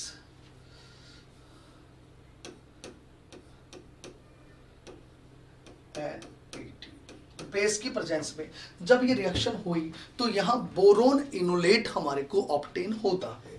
ठीक है, ये बोरोन इनोलेट मैंने यहां बना लिया, ये लीजिए, करेक्ट, ये लीजिए। अब आप ये बताइए यहां जो बोरोन इनोलेट हम बनाएंगे वो कौन सा वाला बनाएंगे, हमें पता है यहां Z बोरोन इनोलेट ऑब्टेन होगा, ये आपको Z इनोलेट ऑब्टेन होगा, और Z इनोलेट को हम सिस इनोलेट भी कह देते हैं, ये हमारे को पता है। ये कैसे मिल रहे हैं ये सब कुछ हम लोग जानते हैं, पिछली क्लास में हम लोग करके आए हैं, राइट। चलिए, तो Z इनोलेट तक हम लोग ऑब्टेन कर चुके, आगे की जरा कहानी देखेंगे आप लोग। अब मैं इस Z इनोलेट की रिएक्शन किससे कराता हूं, मैंने इस Z इनोलेट की रिएक्शन सपोज कराई, ये लीजिए, बेंजल्डिहाइड से। अब आप ये बताइए जब बेंजल्डिहाइड के साथ रिएक्शन होगी इस Z इनोलेट की, मुझे रिप्लाई करेंगे आप लोग, सभी लोग रिप्लाई करेंगे, तो बताइए Z इनोलेट से जब यहां रिएक्शन होगी तो आपको कौन सा डायस्टीरियोमर प्रोडक्ट मिलेगा, सिन मिलेगा या एंटी डायस्टीरियोमर मिलेगा, बताएंगे आप मुझे। यहां सिन डायस्टीरियोमर मिलेगा या एंटी डायस्टीरियोमर मिलेगा, कौन सा प्रोडक्ट हमारे को यहां मिलने वाला है, बताइए। यस, बिल्कुल, कौन सा मिलेगा, सिन, बिल्कुल। अब मुझे यह बताइए सिन में दो पॉसिबिलिटीज होती हैं, एक वेज वेज और एक डैश डैश। इतनी देर तक वेज वेज डैश डैश दोनों बराबर बन रहे थे, लेकिन अब यहां अगर आप देखें तो वेज की तरफ क्राउडिंग अवेलेबल है, और अगर वेज की तरफ क्राउडिंग अवेलेबल है तो जो सिन हमें मिलेगा वो वेज वेज और डैश डैश में से डैश डैश मेजर मिलेगा, वेज वेज माइनर मिलेगा, यानी रिएक्शन एनेंशियो सेलेक्टिव हो गई। यानी मैं ये कह दूं यहां मुझे जो प्रोडक्ट मिलेगा वो प्रोडक्ट कुछ ये होगा, देखना, ये लीजिए, करेक्ट, ये लीजिए, ये पीएच डैश पे एम और डैश पे OH, ये आपको यहां मेजर प्रोडक्ट ऑब्टेन हो चुका है। ये आपको मेजर डायस्टीरियोमर मिला डैश डैश यानी कि सिन। अब सिन में इतने टाइम तक दो पॉसिबिलिटीज थी, वेज वेज भी और डैश डैश भी। मैंने इन दोनों में से कौन सा बनाया? Dash dash. तो सिन में भी मेजर एनेंटियोमर ये वाला बना लिया। अब मैंने ये जो ग्रुप लगा रखा था, इस ग्रुप को मैं हटाना चाहता हूं। हो सकता है एग्जामिनर यहीं खत्म कर दे सवाल को। अब मैं इसको हटाना भी सिखाता हूं आपको। अभी तो मैं इस पर बेस्ड आपको सारी थ्योरी सिखा रहा हूं। बस इतना याद रखना, ये शुरू में जो मैंने कायरल ऑक्सिलरी ली थी, ये कुछ भी हो सकती है। बिकॉज इधर देखो, ये कायरल ऑक्सिलरी मैंने ये वाली ले ली। हो सकता है ये ले ली जाए, हो सकता है ये ले ली जाए। तो वो शुरुआत किसी से भी कर सकता है। ये चीज आप लोग ध्यान रखिएगा। मैंने शुरुआत जिससे करी, उसके बेसिस पर अब मैं सवाल को चला रहा हूं। आप यहां तक आ चुके हो, करेक्ट? यहां तक आने के बाद अब आप आगे की बात देखेंगे, वो क्या क्या करवा देगा जरा देखेंगे। यहां से अब वो कंपाउंड की रिएक्शन कराएगा LiOH से H2O2 H2O THF।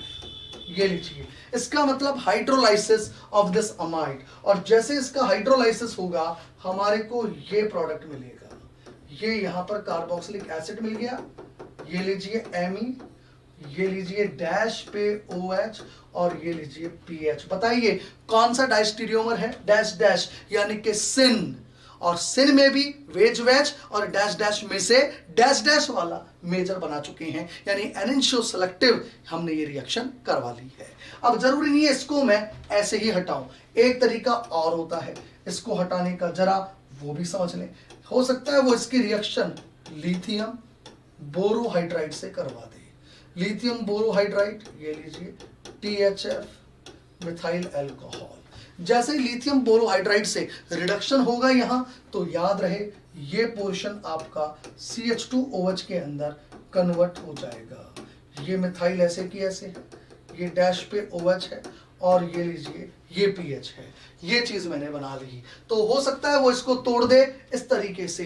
एग्जामिनर कुछ भी कर सकता है एग्जाम में, ये ध्यान रखना। वो आगे ऐसे भी बढ़ा सकता है सवाल को, आगे ऐसे भी बढ़ा सकता है। आपको ये सारे केस आने चाहिए। वो आगे इस पोर्शन को, इस ऑक्साजोलिडिनॉन को हो सकता है हाइड्रोलाइसिस करवा के एसिड बना ले या इसको अल्कोहल में कन्वर्ट कर ले।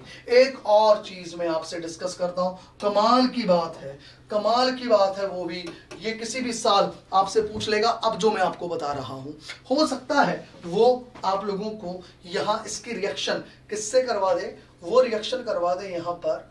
ये लीजिए R3Al, ये कोई एसिड ले लिया और उसके बाद OMe NHMe, करेक्ट, ये ले ले THF, ये लीजिए। यानी कि आगे वो यहां ये नाइट्रोजन यानी अपने लोन पेयर से, ये नाइट्रोजन अपने लोन पेयर से न्यूक्लियोफिलिक अटैक यहां करे। ये लीजिए न्यूक्लियोफिलिक अटैक अपने लोन पेयर से यहां करे और इसको बाहर निकाल दे, यानी नॉर्मल SN2 AE मैकेनिज्म हो जाए। और अगर ऐसा हो गया तो इधर देखो, ये आपने बना लिया एक कमाल का प्रोडक्ट आपके पास यहां पर आ चुका है।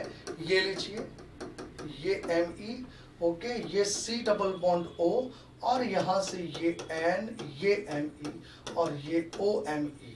ये स्पीशीज आपके पास यहां आ चुकी है और this one is the Weinreb amide. ये कौन सा पोर्शन बना दिया आपने? Weinreb amide, correct. ये विनरब अमाइड वो आप लोगों से बनवा सकता है। और ये जो विनरब अमाइड हमारे को मिला, उसके बाद इसकी रिएक्शन आगे हो सकता है वो डाइबल के साथ करवाए। आगे रिएक्शन किससे करा दे? डाइबल से। ये लीजिए, जैसे ये विनरब अमाइड मिला, आगे डाइबल रिएक्शन करेगा और डाइबल विनरब अमाइड को एल्डिहाइड के अंदर कन्वर्ट कर देगा। ये लीजिए, हमारे को यहाँ इसका एल्डिहाइड मिल जाएगा। और ये लीजिए, ये सिन डायस्टीरियोमर मैंने ऐसे की ऐसे बना लिया। ये लीजिए, ये तीन पॉसिबिलिटीज वो हमसे करवा सकता है। याद रखना, इस एसिमेट्रिक मेथोडोलॉजी में जब वो इवेंट्स कायरल ऑक्सिलरी काम में लेगा, तो आगे जाके वो रिएक्शन को ऐसे बढ़ा सकता है, जरूरी नहीं है बढ़ाए, हो सकता है प्रोडक्ट यहीं खत्म कर दे, और हो सकता है बढ़ा दे। तो ये 3 चीजें करवा सकता है, या तो हाइड्रोलाइसिस करवाएगा, या लिथियम बोरोहाइड्राइड से रिडक्शन करवाएगा, या विनरब अमाइड बना के और फिर डाइबल से रिएक्शन करवाएगा। आपको ये सारी बातें पता होनी चाहिए। अब मैं इस पर बेस्ड 2 सवाल लेता हूं, कैसे पूछा जाता है जरा आपसे डिस्कस कर लेता हूं। देखिए एक और सवाल मैं अब यहां लेता हूं, मैंने लिया ये सवाल। देखो यहां असाइल लगाया ग्रुप है, कोई दिक्कत ही नहीं है, क्लियर। सबसे पहले देखो बोरोन का इनोलेट यहां बनाया जा रहा है, और बताओ बोरोन के साथ ग्रुप क्या लगा हुआ है, ब्यूटाइल, और जब ब्यूटाइल लगा होता है तो इनोलेट कौन सा बनाते हो, जेड इनोलेट बनाते हो। तो सबसे पहले तो यहां इससे जेड इनोलेट बनेगा। फर्स्ट ऑफ ऑल तो हम इसका क्या बनाएंगे, जेड इनोलेट बनाएंगे। ये लीजिए हम फर्स्ट ऑफ ऑल तो इसका जेड इनोलेट बनाते हैं, ये लीजिए, करेक्ट। ये मैंने यहां जेड इनोलेट बना लिया, ये ऑक्सीजन, बोरोन और ये Bu होल ट्वाइस, ये जेड इनोलेट हो चुका है भैया। और ये जेड इनोलेट जैसे हमारे को मिला इस पहली स्टेप से, ये पहली स्टेप से, उसके बाद दूसरी स्टेप एल्डोल कंडेंसेशन, और दूसरी स्टेप के अंदर बताइए जेड इनोलेट से हम क्या बनाते हैं, सिन। अब सिन कौन सा बनेगा, सिन वेज भी हो सकता है, डैश भी हो सकता है। तो चूंकि ये डैश पर है इसलिए सिन जो हमें बनाना है वो वेज वाला बनाना है। यानी अब मैं जो यहां पर प्रोडक्ट बनाऊंगा वो प्रोडक्ट कुछ ये होगा, जरा देखेंगे। अब जो मैं आपको यहां प्रोडक्ट दूंगा वो प्रोडक्ट कुछ ये बनेगा, ये लीजिए C double bond O, okay. ये लीजिए यहाँ ये वेज पर मिथाइल आ गया, और यहाँ वेज पर ये OH आ गया, और ये फिनाइल ग्रुप आ गया। ये आंसर हम लोगों के पास आएगा, क्लियर। तो आपने देखा सिन तो हमें बनाना है, बट सिन में भी एक सिलेक्शन कर लिया हमने। आगे जाके मैं इसको हटा सकता हूं, हटाने के 3 तरीके हैं, या तो मैं इसकी रिएक्शन लिथियम हाइड्रोक्साइड से LiOH H2O2 से करा दूं, या लिथियम बोरो हाइड्राइड वगैरह काम में ले लूं, या मैं इसका विनरब अमाइड वगैरह बना लूं। तीनों संभावनाएं मैंने आपको बता रखी है, एग्जामिनर जो भी चाहे आप करवा लेना, करेक्ट। तो पहली स्टेप से ये इनोलेट बना, दूसरी स्टेप से हमने ये काम कर लिया, ओके। अब मैं चलिए एक इस पर और सवाल लेता हूं, लास्ट सवाल आज की क्लास का, उसको और समझ लो। आप देख रहे हो कि अगर हमारी थ्योरी क्लियर है तो प्रोडक्ट निकालने में हमें कहीं तकलीफ ही नहीं आ रही। कौन सा इनोलेट बनेगा ये हमने पिछली क्लास में सीखा, और कौन सा इनोलेट क्या देता है ये हमने आज की क्लास में सीखा। और इवेंट्स मॉडिफिकेशन में, इवेंट्स कायरल ऑक्सिलरी में इसको हटाने के 3 तरीके भी सीख लिए। अगला जिक्र करता है तो कर लो, नहीं जिक्र करता है तो कोई बात नहीं, यहां पर रोक दो सवाल को, ठीक है। आगे देखो, यहां पर अब के ये वेज पे लगा रखे, बाकी सब कुछ वैसा का वैसा दे रखा है, करेक्ट। तो देखो फर्स्ट ऑफ ऑल तो यहां ये जो पहली कंडीशन है, ब्यूटाइल दे रखे भैया बोरोन के साथ, तो कौन सा इनोलेट, जेड इनोलेट बोरोन का मैं यहां पर बनाऊंगा। वो जेड इनोलेट मैं यहां पे बना लेता हूं, ये लीजिए, ये लीजिए,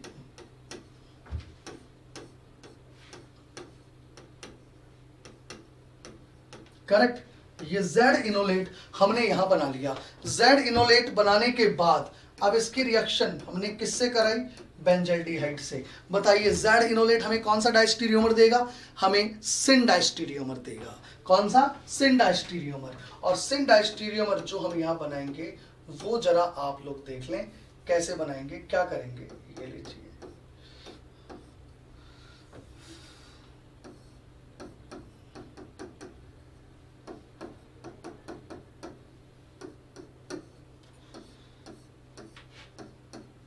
ये लीजिए। अगर ये वेज पर है तो आप ये डैश पे लगाओगे, और इधर से ये डैश पे ही OH लगाओगे, ये लीजिए। तो जो सिन डायस्टीरियोमर हमारे को मिलेगा यहाँ, ये चूंकि ग्रुप वेज पर है कायरल ऑक्सिलरी में, इसलिए हम ये ग्रुप डैश और डैश पे लगाएंगे।